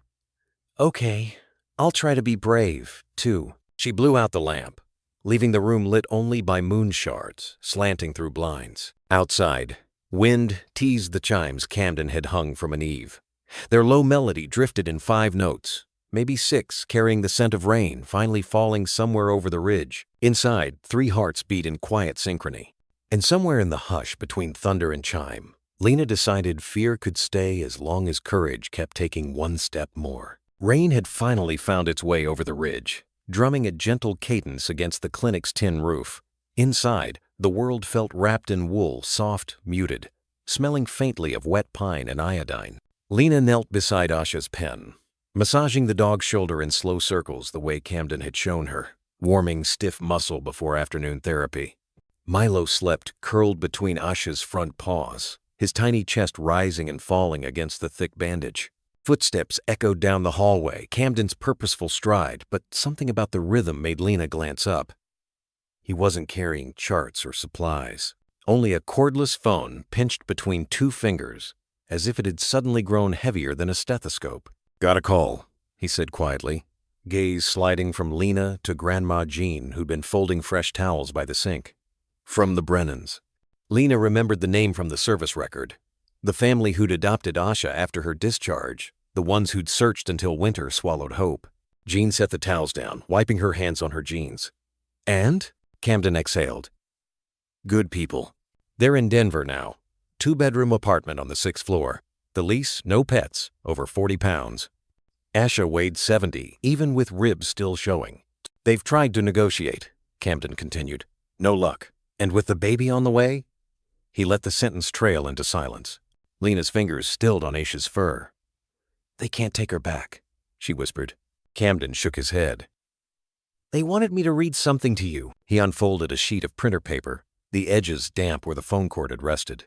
"Dear rescuers, we hoped with all our hearts Asha would come home to us. We love her still, but life and circumstance won't let that happen. What matters now is that she's safe, with people who prove they'd cross any distance for her. If you are willing, we release all claim. We would rather her stay with the girl who saved her life than risk another loss. Tell her we never stop searching in our hearts. The Brennan family." Camden folded the letter, eyes bright behind his lenses. He turned to Lena. "They're mailing vet records, favorite toy, old bedspread. They said if you agree, they'll sign every document needed." He cleared his throat. "Custody would pass to you." Jean's low chuckle filled the room. "To us," she corrected gently, stepping forward to rest a steady hand on Lena's shoulder. "The child's 8. Someone has to drive her to the feed store." Asha shifted, lifting her scarred brow, as if listening for verdict. Lena's mind swirled. 8 years old felt suddenly tiny, smaller than puppy paws, smaller than the fear she'd carried since the trap. She thought of homework packets back in Boulder, of friends practicing bike tricks while she learned bandage knots. Could she be what Asha needed? A soldier deserved certainty, discipline, grown-up competence, none of which fit like her 2 big rain boots. Jean sensed the spiral. She crouched, bringing her eyes level with Lena's. "Sweetheart," she said, voice nodding like pine grain. "You saved her. Now you raise her." Simple as gravity. Lena opened her mouth. No words came. Tears filled the empty space instead. She lowered her forehead against Asha's, inhaling sun-baked fur and antiseptic and faint lavender from the blanket. Asha's tail brushed the floor. 1, 2, patient beats. Approval. Camden handed Jean a clipboard. Preliminary transfer forms. "I'll file the official paperwork once the Brennan's envelope arrives." Jean scanned the lines. Guardian, Rosalind Jean Halberg. Co-guardian, Lena Rose Whitaker. She looked up. "Write it." Camden signed, pen scratching like a match striking tinder. Lena watched the ink dry. A contract sealing a promise she'd felt since the forest clearing but never dared name. Asha was already home. They were merely putting it in writing. The rain eased by late afternoon, leaving the air cool and sweet. Jean brewed mint tea. Camden returned to rounds. Lena sat cross-legged on the waiting room floor, journal open across her lap, pen hovering as if unsure where to land. Asha lay beside her out of the pen now, supervised, sling supporting half her weight. Milo gnawed a knotted rope 2 feet away, occasionally pawing Asha's tail like a doorbell. Lena began to write. The 27th of July, Dr. Camden got the call. "The people who loved her first can't take her back." Grandma said, "You saved her. Now you raise her." My heart feels like a nest too small for the bird inside. I'm scared I'll fail. But then I remember the trap, the loudest sound I've ever heard inside my head, and how it opened anyway. Maybe love is just opening traps over and over, even if our hands shake. I think Asha just smiled at me again. If she thinks I'm enough, maybe that's permission to try. She closed the journal. A lightness settled under her ribs, not absence of fear, but space for something larger than fear to grow. Jean entered, 2 steaming mugs in hand. She passed one to Lena, then sat on the floor, knees popping. "Figured we drink to new beginnings," she said. They clinked ceramic gently. Milo abandoned his rope to investigate mugs. Asha nudged him back with a mother's resigned patience. Lena sipped, mint warming her tongue. She glanced at Asha's bandaged leg, then at the far door opening onto the world, beyond clinic walls, the forest path, the fern grove, the creek that still sang beneath summer thunderstorms. "Do you think," she asked softly, "that walking might one day stop hurting her?" Jean considered. "Pain changes shape," she said after a moment. "Sometimes it dulls, sometimes it flares, but purpose can carry pain the way your back carries a backpack. You notice the weight less when you've somewhere you're eager to go." Lena traced the rim of her mug. Purpose. She pictured the clinic's fenced yard, the meadow beyond, Asha pacing slow loops while Milo bounded circles around her.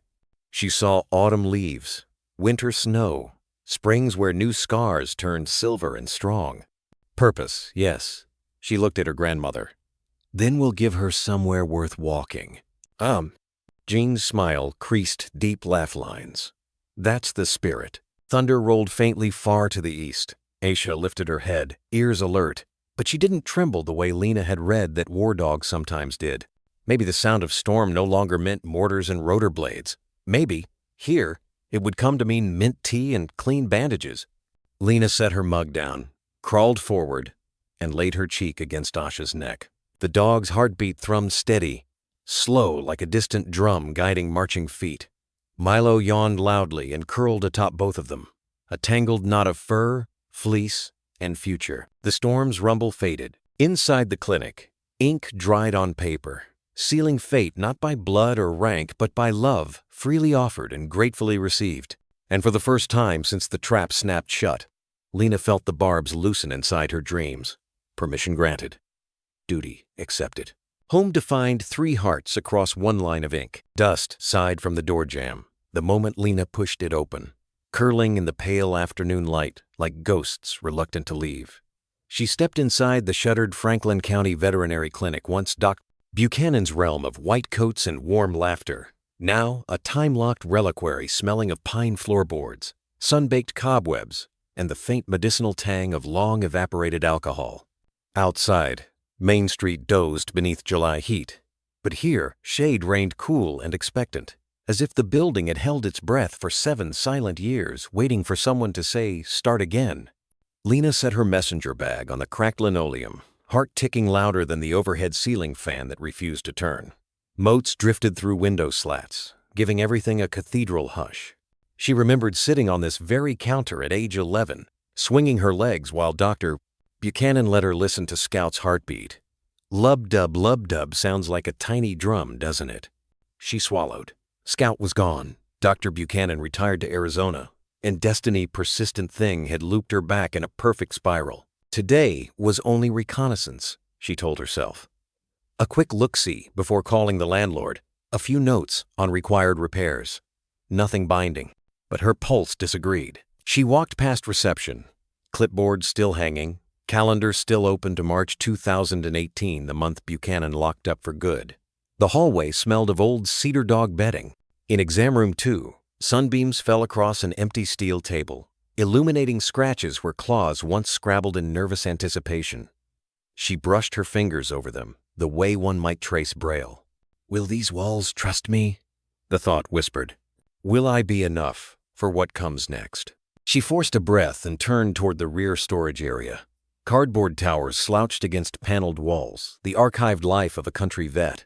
Invoices, x-ray sleeves, jars of obsolete pills. The silence felt alive, like a creature poised on haunches. Lena tugged a chain light. A single bulb flickered, revealing dust-furred labels. Med Records, 2009-2012. Tack and collars. Holiday decor. Tack collars. Her heartbeat kicked. She knelt, pried open flaps sealed with brittle tape. Inside lay a jumble of nylon leads, rolled bandanas, a cracked jar of dog treats. Beneath them a glimpse of faded violet leather, dulled studs glinting. Her breath caught. She lifted it free, Asha's civilian collar. Purple once vibrant as mountain lupine, now softened by years of sun and lake water. The metal buckle bore tiny tooth marks where Scout had chewed during puppy games, and there, burnished by wear, hung the round brass tag. Asha, property of hope.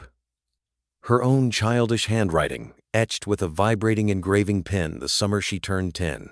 The room tilted. She had to brace a hand on the box edge. She hadn't realized it had been stored here after Asha passed. Grandma must have tucked it away when the clinic closed, saving it until grief didn't scrape bone. Lena pressed the collar to her chest. The smell of old leather and faint lavender laundry soap hit her with hurricane force. Evenings on Grandma's porch, Asha stretched at her feet while cicadas droned. Winter mornings when Asha nudged Scout into snowdrifts. The final quiet night when Lena, home on college break, cradled Asha's graying head as stars wheeled indifferent overhead. Her fingers shook part ache, part electricity. Because collar in hand, the idea of reopening this place stopped being hypothetical. It became pulse, muscle, forward momentum. Asha's light. The name tasted right. Not clinic, but light. Because that's what the dog had been. A lantern carried through dark woods. Her phone buzzed in her pocket, jarring her back. Mom flashed on the screen. She almost let it go to voicemail, but guilt prodded. "Hi, Mom." "Sweetheart, you sound out of breath. Are you okay?" Lena stared at the caller. I'm at the old clinic." Silence hummed. Then, making decisions? "Maybe," Lena exhaled. "It's dusty and the roof probably leaks, but it feels like it's waiting. Like Asha's waiting." Her mother hesitated. "I worry you're chasing memory, not future." Lena ran her thumb over the brass tag. "Sometimes they're the same path." Wind rattled a loose vent outside. Sun flickered through blinds like Morse code. She pictured Asha taking those first 3 steps, tail wagging despite pain. Pictured her younger self promising to be brave enough. "I have to try," she said, voice steady now. "For her. For every animal that needs a second chance." A soft sigh through the speaker. "Then I'll support you. But call me if the roof collapses, okay?" Lena smiled. "Deal." She pocketed the phone and rose, collar still clutched. One more box sat in the corner labeled Buchanan Personal. Curiosity tugged. She lifted the lid. Inside, a note on stationery. "Kiddo, if you're reading this, you finally came back. Keys are in the top drawer, spare autoclaves in the closet, and the town council still owes me 3 months back rent. They'll give you a forgiving lease. The animals need a Whitaker in these halls. Doc B." Beneath the note, a ring of keys winked. Lena's heart drummed. She closed the box, gripping metal that felt like relay baton. Footsteps echoed again, Grandma Jean's this time, her silhouette filling the doorway, sun haloing silver hair. "Find what you needed?" Jean asked. Lena held up the collar, throat thick. "Found what I forgot I was looking for." Jean's gaze softened. "Then I'd say the clinic is yours already." Lena turned in a slow circle, taking in cobwebbed rafters, scuffed scales, jars of tongue depressors gone brittle. She could see it reborn. Fresh coat of paint, windows flung wide to mountain air. Asha's photo on the entry wall beside a brass plaque reading "Every Life Matters." Her pulse steadied into certainty. She looped the collar around her wrist, keys jangling like bells of promise. Outside, afternoon clouds broke apart, letting shafts of light spear through and dance across dusty floors, the first cleansing rays of a new beginning. And somewhere in that hush of motes and memory, Lena swore she felt it. The soft press of a ghost muzzle against her hip, a wag of incorporeal tail, urging her forward. The clinic waited no longer. The kettle on Grandma Jean's old gas stove hissed low. Like it, too, had grown weary of the same questions repeating. Lena sat at the kitchen table, her elbows resting on a newspaper folded beside a spiral-bound notebook filled with doodled clinic plans. The air smelled faintly of lemon balm and old ashwood, familiar. Grounding, but the soft ping of her phone on the counter tightened something in her chest. Mom again. 3rd call today. She let it ring until it stopped.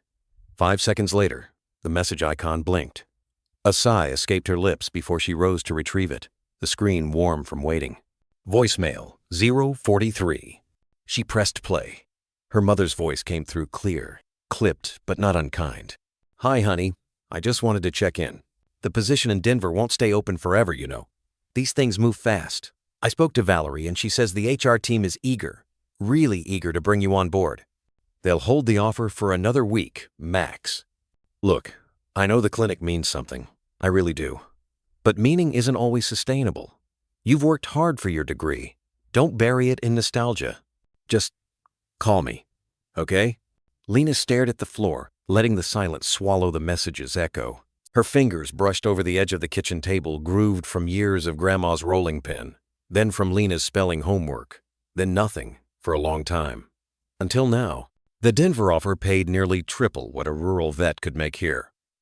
State-of-the-art facility, stable hours, colleagues with polished smiles, and impressive resumes.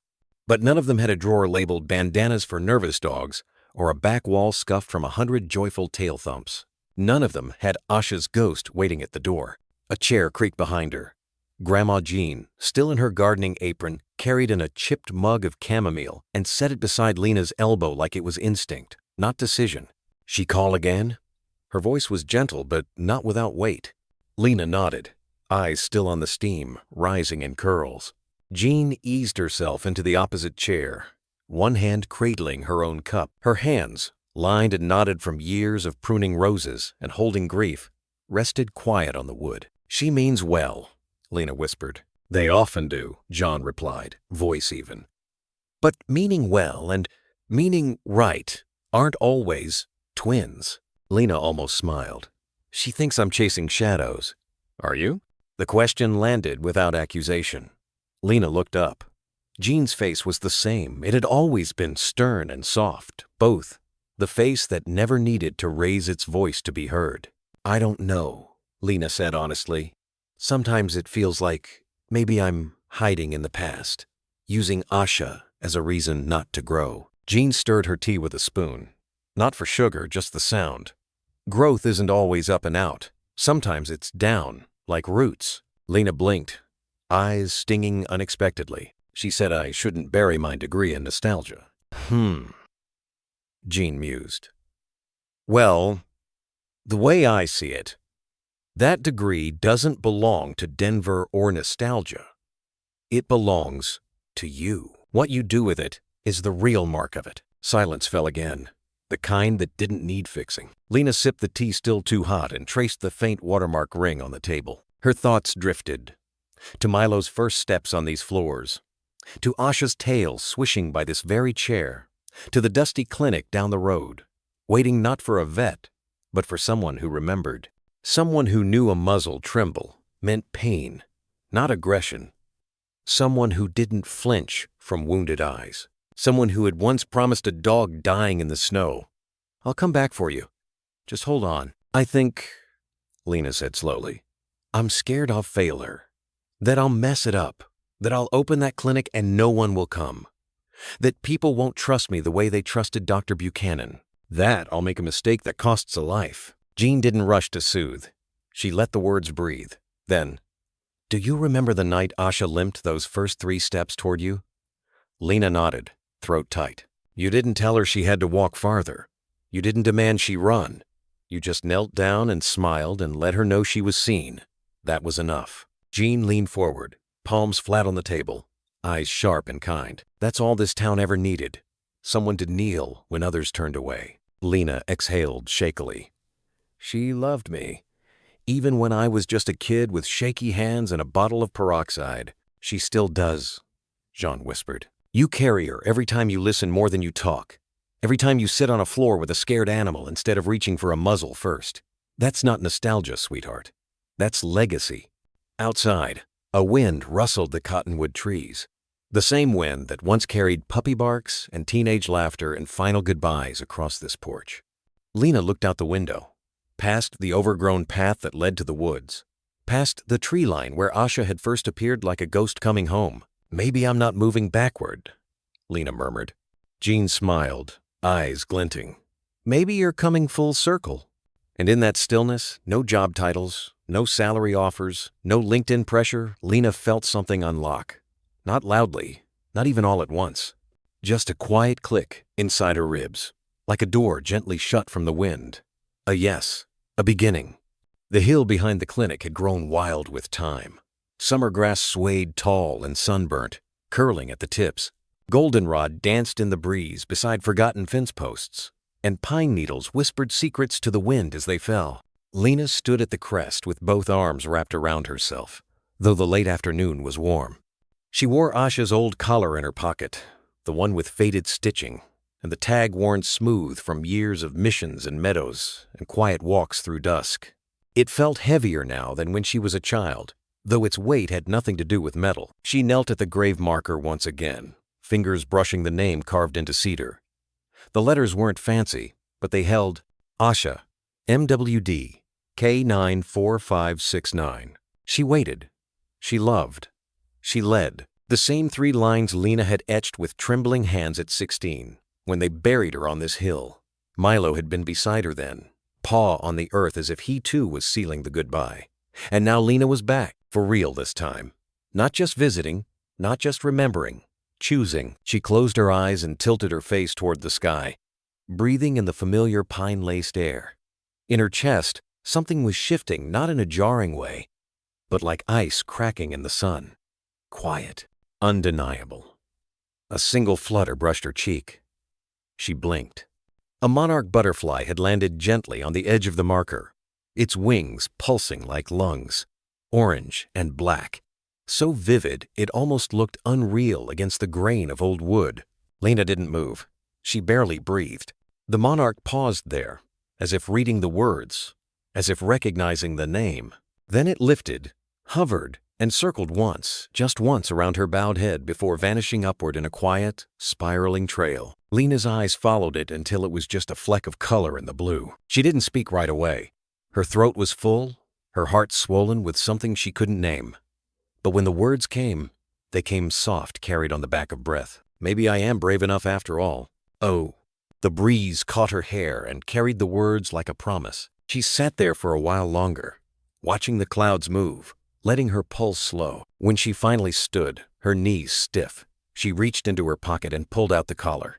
It smelled faintly of earth and pine, of old leather, of days spent under the sun with 2 hearts beating in sync.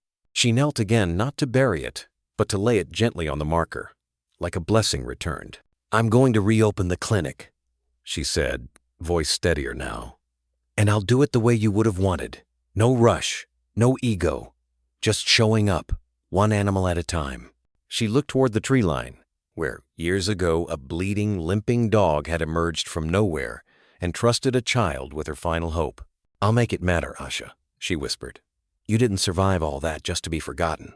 The wind rustled the tall grass beside her. Down below, near the gravel lot, she could see Grandma Jean unloading a crate from the back of the pickup. Probably the old examination table, the one Camden used to curse at because it wobbled on one leg. But Lena remembered the way Asha used to lie still on that table calm, as if it were a dock in the middle of a lake, floating them somewhere safe. She smiled, and this time it reached her eyes.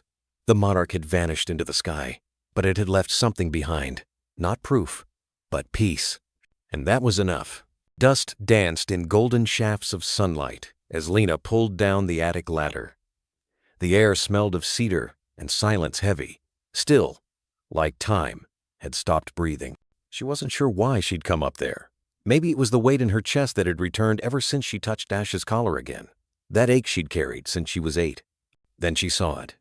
A cardboard box labeled, "Lena, Summer 2004. Inside, she found the journal blue leather, childishly worn. Her name scrawled in block letters on the first page. Lena Jean Whitaker, age 8. Private. Don't open. Or, I'll know. The first pages were innocent, pancakes, blueberry syrup, the day she named the puppy Milo. But the tone soon changed shaky entries, full of fear, guilt, and whispers she thought she'd long forgotten. "I heard her crying again last night, not like whining, like talking. What if she dies and it's my fault? She said, 'Why did you take so long?' I told her I was just a kid. End from. Lena shut the book, trembling. I was only 8, she whispered to no one. But guilt didn't care. Guilt lived in the silence between breaths. It lived in Asha's eyes that day, too weak to bark, too proud to whimper. That gaze had never left her. Downstairs, rain tapped softly on the windows. The kitchen smelled of chamomile and lemon balm. Grandma Jean sat opposite her, quietly sipping tea, not asking but knowing. I see her in every dog I treat, Lena finally admitted. Jean nodded. I know. Lena's voice cracked. I keep trying to make it up to her, stitching wounds, holding their heads when they're afraid. But it never feels like enough. Jean set down her mug. You think you weren't worthy of her trust? Tears welled up. She waited in that trap. She gave me her baby. I was just a scared kid in a purple sweater. How could I deserve that kind of faith? Jean's voice was steady. After all she'd survived, don't you think she knew what was in your heart? Lena's hands shook. I've spent 20 years chasing that look she gave me, like she was saying, this is your moment. Don't fail it. I've been trying to earn it ever since. Jean reached across the table, holding her wrist. You didn't just save her body. You gave her something to believe in again. Lena looked down. Then why do I still feel like I'm not enough? Jean's eyes softened. Because love always leaves that question behind. That's how you know it was real. Later, wrapped in a quilt on the porch, Lena sat with her knees to her chest.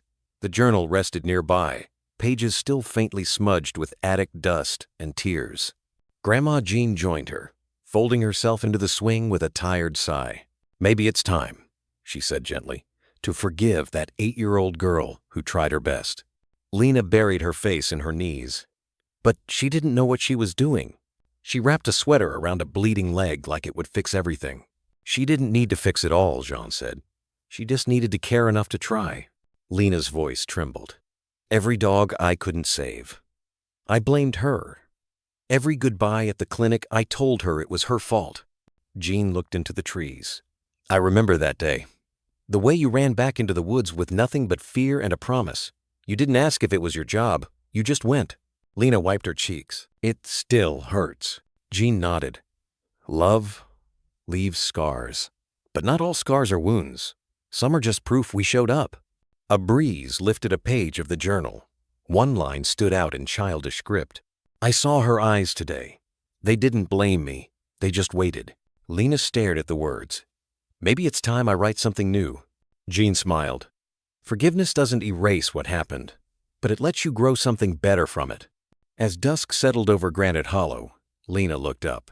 And for the first time in years, the burden in her chest didn't feel like punishment. It felt like purpose. Lena knelt on the attic floor, dust swirling in golden shafts of light as she opened the box marked, To Review. Inside, between veterinary journals, lay a yellowed manila envelope, unassuming, but heavy with memory. She carried it to her upstairs study, the room that had once held her childhood art, then silence, and now a quiet kind of becoming. Rain tapped against the windows as she opened the flap. Inside, military files, photographs, commendations, and something heavier, a set of medals clinking like distant bells. She laid the items out across the floor like a map of someone she thought she already knew. There was a photo of Asha, sitting alert beside a soldier in desert camo, his hand resting gently on her back. Below, someone had scrawled in thick black ink, K94569, the best of us. Letters followed, not reports letters. One read, To whoever finds this file, she's not just a dog. She saved my partner, took a bullet for a private, wouldn't leave a fallen soldier's side for 2 days. We called her Asha, Hope. If she trusts you, you're someone remarkable. Staff Sergeant Ethan Ward. Lena's hands trembled. Her chest ached not with grief alone, but something deeper, a reckoning. One note, written on the back of a napkin, spoke of Asha's early mistrust, her need for closeness, her quiet listening to the desert's breath. In those fragments, Lena saw the parts of Asha she'd never known. Not just a wounded dog in a trap, a guardian, a soldier, a teacher. One stamped document read, Retired, non-adopted, last seen, unknown. Someone had scribbled underneath, She deserves more than to vanish. She looked at Milo, asleep on the rug, Asha's son. He carried her instincts, her steadiness, her legacy. And suddenly, Lena understood Asha hadn't just been saved. She had saved Lena, taught her how to stay, how to heal. Among the medals was one inscribed, "Loyal Beyond Duty." Another bore only a serial number, K94569. Lena pressed it to her heart and whispered, "I didn't just love you, I admired you." Later, Lena walked to the clearing behind Grandma Jean's cabin. No grand headstone, just a smooth river rock with one name, Asha. She placed Ethan's final letter beside the grave. It spoke of a Thursday at dawn, of Asha sensing a hidden explosive just in time to save his life. He'd never stopped wondering what happened to her. "If she found peace, please tell her. I'm okay now. Let her rest." Lena whispered back, "She found peace with us. I promise." Milo rested his chin beside the stone, silent, watchful, like his mother once was. She clipped Asha's old collar to a low branch. "Your name still matters," Lena said. The wind stirred, and just for a second she felt it, a swish of a tail, a presence behind the trees. Not a ghost, a memory made real. A week later, a letter arrived from Colorado Springs. No return address, just her name. Inside, a brass key and a note. "This belonged to her. Maybe it's always been yours. Let her story live on. The McAllens." Lena didn't wait. She drove to Ridgeway Lockers, Milo riding beside her. Inside Unit 238. Asha's vest, her booties, her dented dish, and a red rubber ball nestled in shredded paper. Bitten, cracked, deeply loved. Taped beneath the box lid, a final letter. "Asha, if you find your way home, this is yours. If not, I hope the one who finds this knows what you meant. You weren't a tool. You were family. Let her story live on. Sergeant Logan Kane. Xambilan. Team Bravo." Lena didn't cry all at once. The tears came like a fog, slow, quiet, settling. She gathered the ball, the vest, the dish, artifacts of a life lived in full. Asha had guarded soldiers, crossed deserts, survived abandonment, and loved. As she stood at the threshold of the unit, Lena whispered, "You still matter." Then closed the door, not as an ending, but as a beginning of something sacred, something shared, a space where no legacy would be forgotten, and where other children, just like the girl she once was, might one day walk in and find not just a hero's story, but hope. The sign wasn't large. It didn't flash or glint or call attention, but it was right. Weathered cedar, hand-carved letters smoothed with care, painted in deep plum. Asha's Light, where every life matters.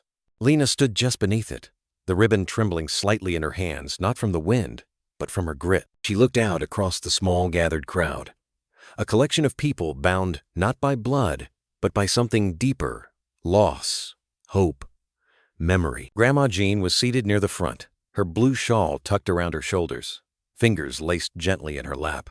Beside her stood Milo, older now but still watchful, tail wagging low and slow. There were faces Lena hadn't seen in years, some from town, others from far beyond. A woman in a neatly pressed uniform with a service dog at her heel nodded at Lena, eyes misting. A man in a worn army jacket, patches faded, back slightly stooped, held a framed photo of a black Labrador beside a Humvee. Dr. Camden was there too, leaning on his cane, the tip of his hat just touching his brow as he met her eyes. They'd all come for Asha, and for what Asha had built. Lena stepped forward. Her voice caught at first, so she let the silence hold. It wasn't awkward. It was reverent. Then she began, not with a speech, but with a memory. 16 years ago, she said softly, I knelt beside a dog I didn't understand. She was bleeding, trapped, and still, her only thought was to protect her pup. Milo let out a small, contented bark, as if remembering. I didn't know what love was then, or fear, or the weight of a life you're trying to save. But Asha did, and she carried that weight for all of us. She paused. Her fingers brushed the purple ribbon again. This place is for her, for every dog who wore a vest and gave more than we asked, for every animal no one looked for, For every person who walked through a storm and needed a light. Lena lifted the scissors. Welcome to Asha's light. A gentle wind stirred as the ribbon fell in two. And just like that, the doors opened, not to a clinic, but to something closer to sacred ground. Inside, the scent of fresh pine and lavender oil lingered in the air. The front lobby bore no cold tile or plastic chairs. Instead, it held warm wooden floors, a patchwork rug hand-stitched by local volunteers, and a hand-painted mural of Asha, eyes calm, standing guard at the threshold between earth and sky. But it was the memorial room that drew people first. It was quiet there. Soft piano music played from an old speaker in the corner, nothing dramatic, just enough to keep the stillness company. On the wall, framed photos from the storage unit, polished and restored, a timeline of Asha's service. Her medals gently pinned to a burlap board. Her military tag. And in the center, encased in glass, her purple collar and the red rubber ball worn smooth from years of play. Beside the display stood a journal, an invitation. If she changed your life, leave a note, tell her story. Lena watched from the doorway as people took their time. Some wrote in silence, others knelt. One woman touched the glass and whispered something that only Asha would have understood. A young boy with Down syndrome sat cross-legged beside the ball case, just staring eyes wide, hand on his own golden retriever's back. Outside, in the wide fenced garden, service dogs romped freely under the spring sky. One older German shepherd with cloudy eyes lay in the sun while a teenage girl braided flowers into his collar. It was working. It was becoming not just a vet clinic, but a place of remembrance, of renewal, a space where trauma didn't define anyone, not the animals, not the handlers, not the child who'd once failed to come fast enough. In one exam room hung a quote in black cursive. She wasn't a pet. She was a chapter in a story still being written. Lena walked to the back porch, where an oak bench overlooked the wildflower field that had once been overgrown and forgotten. She sat down. Milo joined her, resting his head in her lap, the soft weight of him anchoring her. From her pocket, she pulled the last letter from Sergeant Kane and reread the final line. If someone ever brings her name back into the light, tell them thank you. The sun broke through a cloud. A single monarch butterfly drifted down, landing briefly on the porch railing before lifting again, spiraling upward toward the trees. Lena smiled. This was the circle, not closure, but continuation. And in the quiet between breath and breeze, she said the words aloud, "Thank you for choosing me." And so, it was late afternoon when the boy appeared. Not with a fanfare, not even a knock, just the soft creak of the screen door and the uncertain shuffle of small shoes on hardwood. Lena had been restocking medical supplies in the front room of Asha's light when she saw him no more than 8 years old, dust on his sleeves, freckles splashed across the bridge of his nose like someone had dotted them there with careful fingers. In his arms, wrapped in a faded green towel, was a puppy. A tiny German shepherd, ribs still too visible beneath the fuzz of underfed fur. But its eyes, amber, impossibly vivid, were alert, watching, like it already understood more than it should. The boy didn't speak at first. He just stood there, his chin trembling, eyes fixed, not on Lena, but on the photo of Asha near the entrance, the one of her standing tall in her military vest, ears perked, the red ball at her paws. Then, in a voice so quiet it barely carried across the room, he said, "He found me. I think he was waiting for me." Lena knelt slowly. "What's your name, sweetheart?"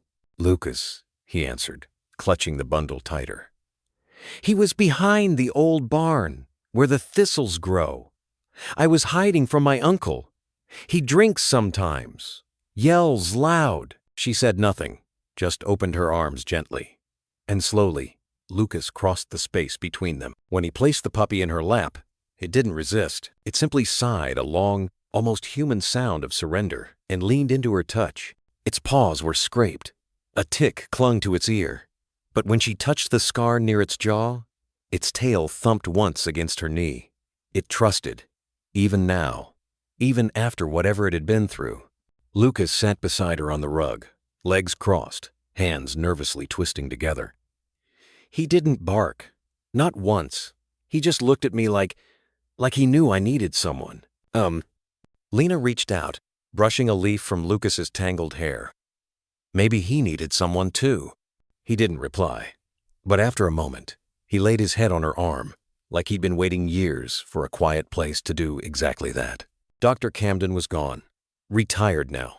But Lena had learned, had stayed, had remembered how to listen to more than blood pressure and heartbeat. She carried the puppy to exam room 2, the one with the mountain mural and the plush blanket on the floor. Lucas followed without needing to be asked. As she examined the pup gently, carefully, she explained each thing she did in soft, steady words.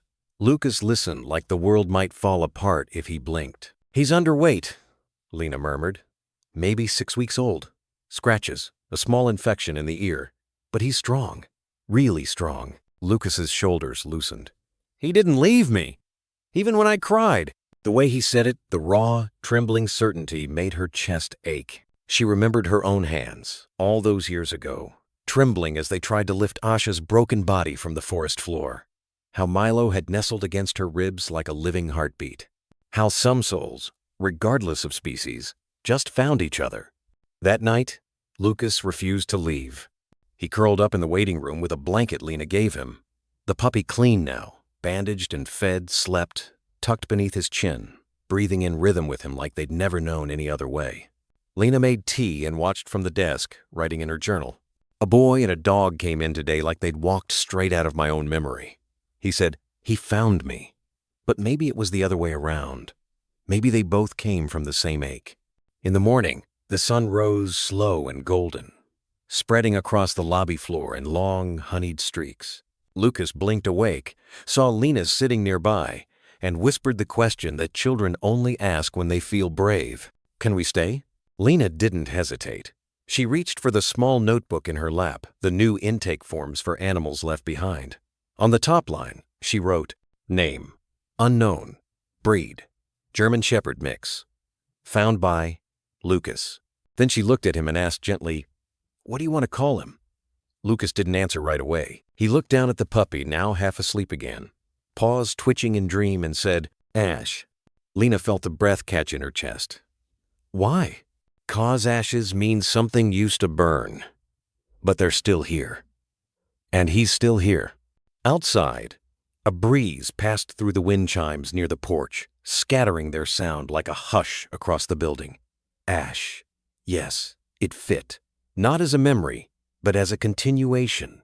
And as Lucas cradled the puppy again, his small hands certain, his eyes lighter than they'd been the day before Lena knew something sacred had just happened. Another beginning had entered the circle.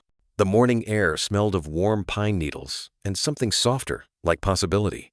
In the back courtyard of Ash's Light, a row of folding chairs had been set beneath a canvas awning.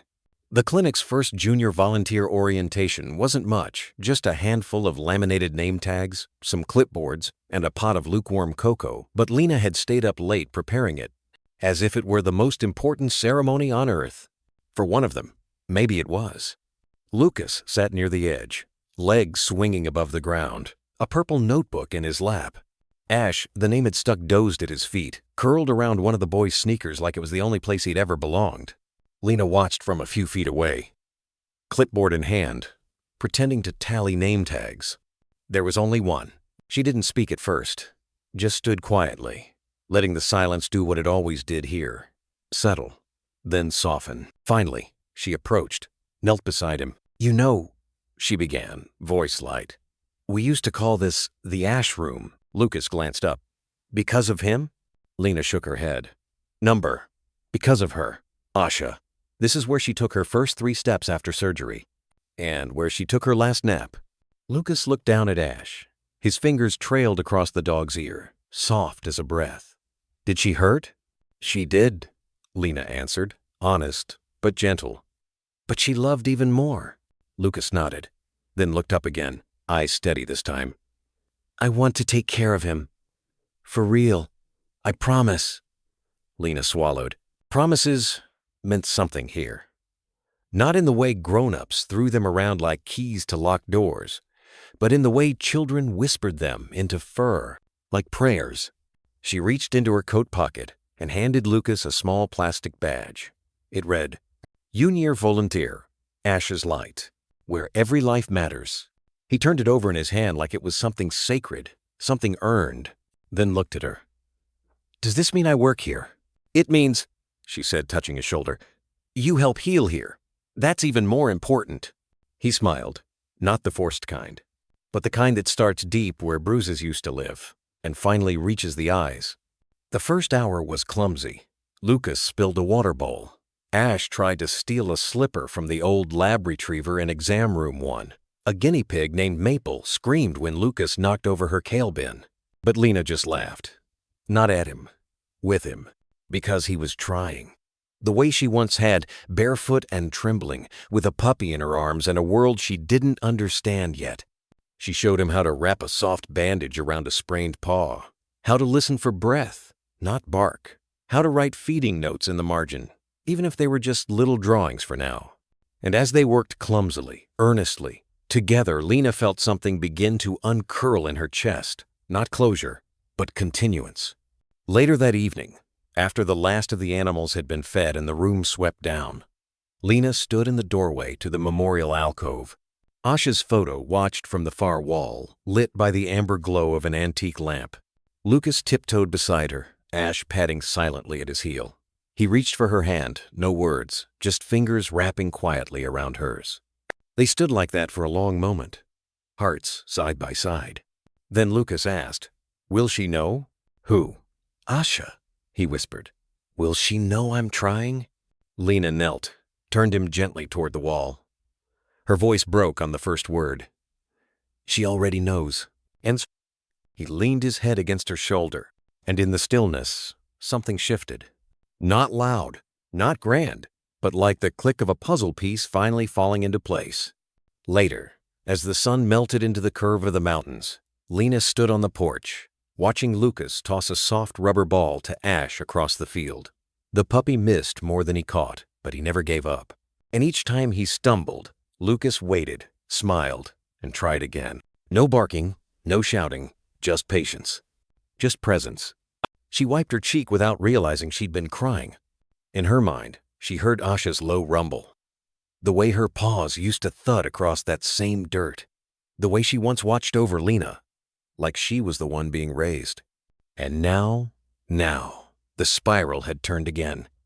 From dog to girl, from girl to woman, from woman to boy, from boy to pup, and onward. Not a line, not a loop, but a story still writing itself, one gentle vow at a time. The morning fog still clung to the hills, curling softly against the eaves of Asha's light, like it too was waiting for something sacred. Lena stood alone by the front steps of the clinic, her breath visible in the chilled air, a small box cradled in her hands. Inside it, nestled against a folded square of faded olive canvas, was a red rubber ball, the kind chewed to near oblivion, but never truly surrendered. Asha's favorite, the last one. The new plaque had been mounted just beneath the hand-carved wooden sign. Bronze. Modest, but solid. Its edges were beveled, the letters etched deep enough that even the blind could read them with their fingertips. In memory of MWD Asha, K94569. Soldier, mother, hero, friend. She never stopped serving, even in stillness. Lena let her hand rest on the plaque for a moment. Not reverent, just connected. The way a daughter might reach for a stone with her mother's name carved into it, but whisper nothing. Just listen. The metal was cold, but the memory was warm. With quiet fingers, she bent and placed the red ball beneath the words. Not centered, just a little to the left. Exactly the way Asha used to carry it off-kilter, proud, never letting anyone mistake it for anything but hers. Lena took a step back, let the silence settle. Then came the sound small paws padding across gravel. Ash trotted up beside her, tail low but relaxed, ears tipped slightly forward. He looked at the ball, then at Lena, then nudged the bronze plaque gently with his nose. She blinked fast. "I know," she said softly. "You're not her." But as Ash sat, curling his tail beside her foot, she added, "And she was never just a dog." Inside the clinic, the early light cut through the frosted windows in long slanted beams. It caught the motes of dust still lingering from last night's cleaning. casting them like stars in a place built for healing. The memorial alcove had changed. Asha's military jacket now hung in a glass frame, its fabric sun-faded but whole. Her badge number had been stitched in bold across the shoulder. K94569. Beneath it, a folded American flag. A photo from her third tour, mud-streaked, alert, her gaze locked on something unseen. And, just below that, a letter in Ethan Ward's handwriting. She saved me from more than just a bomb. She gave me a reason to live through the hard parts. If she trusts you, you're someone remarkable. Lena had read it dozens of times. But today, the final sentence felt different. Not like a legacy she had to earn, but like a blessing already given. Volunteers came in waves throughout the day. Veterans with trembling hands who saluted the plaque as if saluting an old friend. Children from the nearby school, quiet at first, until one whispered, "She looks like a storybook dog." Handlers, nurses, strangers. Each paused before the words. Some bowed their heads. Others placed small tokens, flowers, tags, photos of their own four-legged heroes. But it wasn't until late afternoon, when the sun began to pull amber across the hills, that Lena noticed something she hadn't seen before, a shadow in the doorway. Then footsteps, slow, measured. A man in a weathered field jacket stepped forward, gray at the temples, limping slightly. His left hand was bandaged. His right carried a small black and white photo, Aisha, beside a tent, looking up at the camera with her mouth open, tongue lolling in what could only be described as joy. "Dr. Whitaker?" he asked. She turned, heart stuttering. "Yes." He extended the photo. "I'm Ethan Ward." She didn't speak at first, just took the photo as if it might vanish. Her throat was tight. "I didn't know if I'd ever get to say this in person," he said quietly. "But thank you for giving her peace, for loving her after we couldn't." Lena's eyes blurred. "She saved me too, when I was 8, and again every year since." They stood in silence for a moment. Ash, sensing something unspoken, padded between them and sat. Ethan looked down. "That him?" Lena nodded. "His name's Ash." He knelt, slowly, and let the pup sniff his hand. She'd approve. Then, without asking, he reached into his coat and pulled out a ribbon, frayed, faded, its edges singed. A military commendation. "I carried this in my helmet. After she died, or I thought she had. I didn't want it anymore. Now," he glanced at the plaque, then at the ball. "It feels like it belongs home." Lena took it with both hands, not like a gift, like an oath. That night, she added the ribbon to the display, right beneath the letter, then stepped outside. The wind was gentler now. The sky, a velvet gradient of blue and violet. And above it all, quiet stars, not blinking, holding. Ash lay beside the steps, head on his paws, watching fireflies hover like old souls come back to listen. Lena sat beside him, pulled her knees to her chest. The ball remained where it had been all day, untouched, but not unnoticed. She thought of how Asha had once dragged that same ball across scorched earth just to comfort a crying child. How it had been more than a toy. It had been her offering, a way of saying, "I'm still here. I still care." Lena reached for Ash's ear and rubbed it gently. He leaned into the touch. "She's in you," she whispered. "Not as a shadow, as a torch." Then, with a breath that caught halfway between ache and awe, she added, "And I'll carry it too." Evening crept in slowly, like a friend who didn't want to interrupt. The sun had slipped behind the ridge hours ago, but its memory lingered in the blue hush that blanketed Asha's light. A late frost threatened, but held off, letting the wind speak instead. Lena stood at the back porch of the clinic, a shawl wrapped around her shoulders. Her arms were folded not from cold, but from something older, quieter. The pine trees that framed the property swayed gently, neither wild nor still. Each branch moved as if remembering, as if mourning and praising all at once. From a low corner beam above the porch, the old copper wind chimes swayed in rhythm. Their notes were uneven, imperfect, the kind of song no one would write down, but everyone would somehow remember. Lena closed her eyes. The sound filled her, not loud, not musical, just present. like breath, like someone standing just behind you. She had hung those chimes herself, found them tucked in a crate from the Denver storage unit, wrapped beside Asha's service bandana and a faded Polaroid of her sitting beneath a tree tongue lolling, eyes bright, the red ball half buried beside her paw. The chimes had been silent for years. Until now. The wind pushed again. A hush. Then, ting, ting, ting, ting.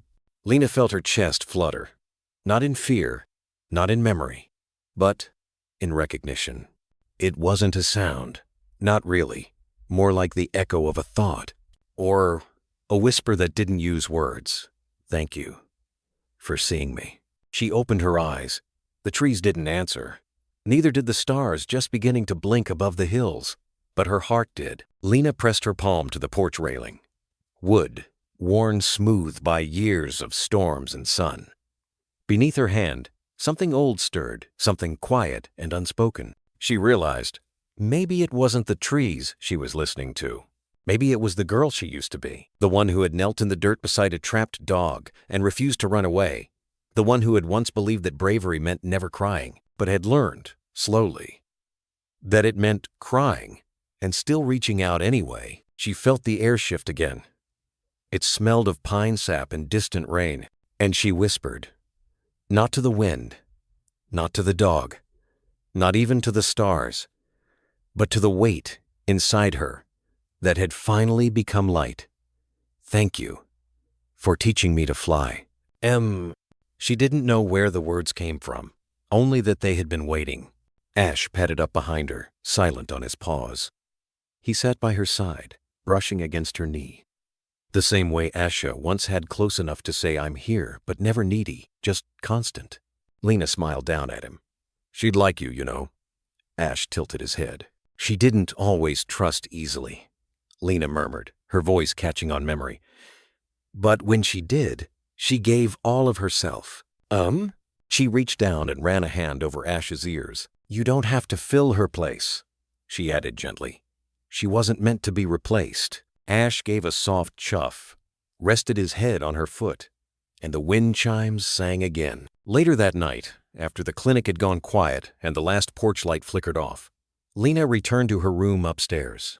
The window faced the trees. She left it cracked open. The wind curled through the opening like a story retold. It brushed against the curtains, lifted the edges of her journal, stirred the fur on Ash's back where he lay by the door. Lena sat at her writing desk and opened to a blank page. She picked up her pen, but didn't write at first. Instead, she looked at the old photograph now framed beside her lamp, a girl, a puppy, and a wounded German shepherd curled beside them both. The photo was grainy, faded, but Lena could still see it. Asha's eyes weren't looking at the camera. They were looking at her. Even then, even always. Lena finally pressed pen to paper and began a new entry. Tonight, the trees remembered her. And maybe so did I.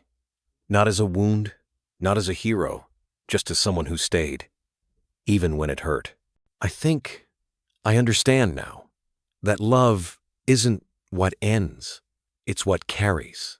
She paused, looked out at the trees. One pine bough tapped lightly against the glass, as if nodding. Then she wrote, tomorrow, I'll open the training application for the junior program. I'll tell Lucas he can name his puppy. And I'll teach him the first thing Asha taught me, that the ones who love hardest don't always bark. Sometimes they just wait. She closed the journal and held it for a moment. Not as closure, as continuation. Outside, the wind rose gently again. It threaded through the pines, like breath through a flute. Soft, low, but clear. Somewhere in the night, the copper chimes danced. And for the first time, in a very long time, Lena dreamed not of cages, not of loss, but of running through tall grass, toward the wind, with someone beside her. The morning light spilled through the clinic's windows like honey, golden, slow, and full of quiet promises. Dust danced in its beams, not as neglect, but as evidence of time, of air that had moved and carried breath, of voices that had whispered things worth remembering. It was Lena's first day back seeing patients. Not just cleaning, not just rebuilding, but listening again. touching fur with purpose, letting the pulse of another being steady her own. The sign outside Asha's light, where every life matters, glimmered faintly in the sun. Beneath it, the front gate creaked open. Inside, Lena stood at the reception counter, tying her faded green apron at the waist. Ash sat by the door, alert but relaxed, his tail thumping gently every few seconds. He didn't bark. He rarely did, but his presence filled the room like a second kind of light. Grandma Jean was already in the back, watering the herb garden in the side yard, murmuring softly to the basil like it was an old friend. The world was still enough to hear the pages of Lena's journal shift slightly where she'd left it beside the intake clipboard. A bell rang as the front door opened, and with it came a sound Lena hadn't heard in a long time. Tiny, fast footsteps, and a gasp. "Hi," a boy's voice said, barely above a whisper. "We came." Lena stepped into view just as Lucas entered the lobby, his small hands wrapped around a frayed red leash. On the other end, a speckled puppy with ears too big for his head and eyes the color of river clay. He panted softly, nose twitching at every scent. Lucas grinned. His name's Leo now. He picked it. Ash stood, approached the pup, and gave a single sniff. Then another. The pup froze, then licked Ash's chin like a question mark at the end of a sentence. Ash wagged once. Lena knelt. "Well, Leo," she said softly, "it's very nice to meet you." Leo immediately flopped onto his back, belly up, tail wagging like he'd been waiting years for someone to say his name like that. Lucas crouched beside him.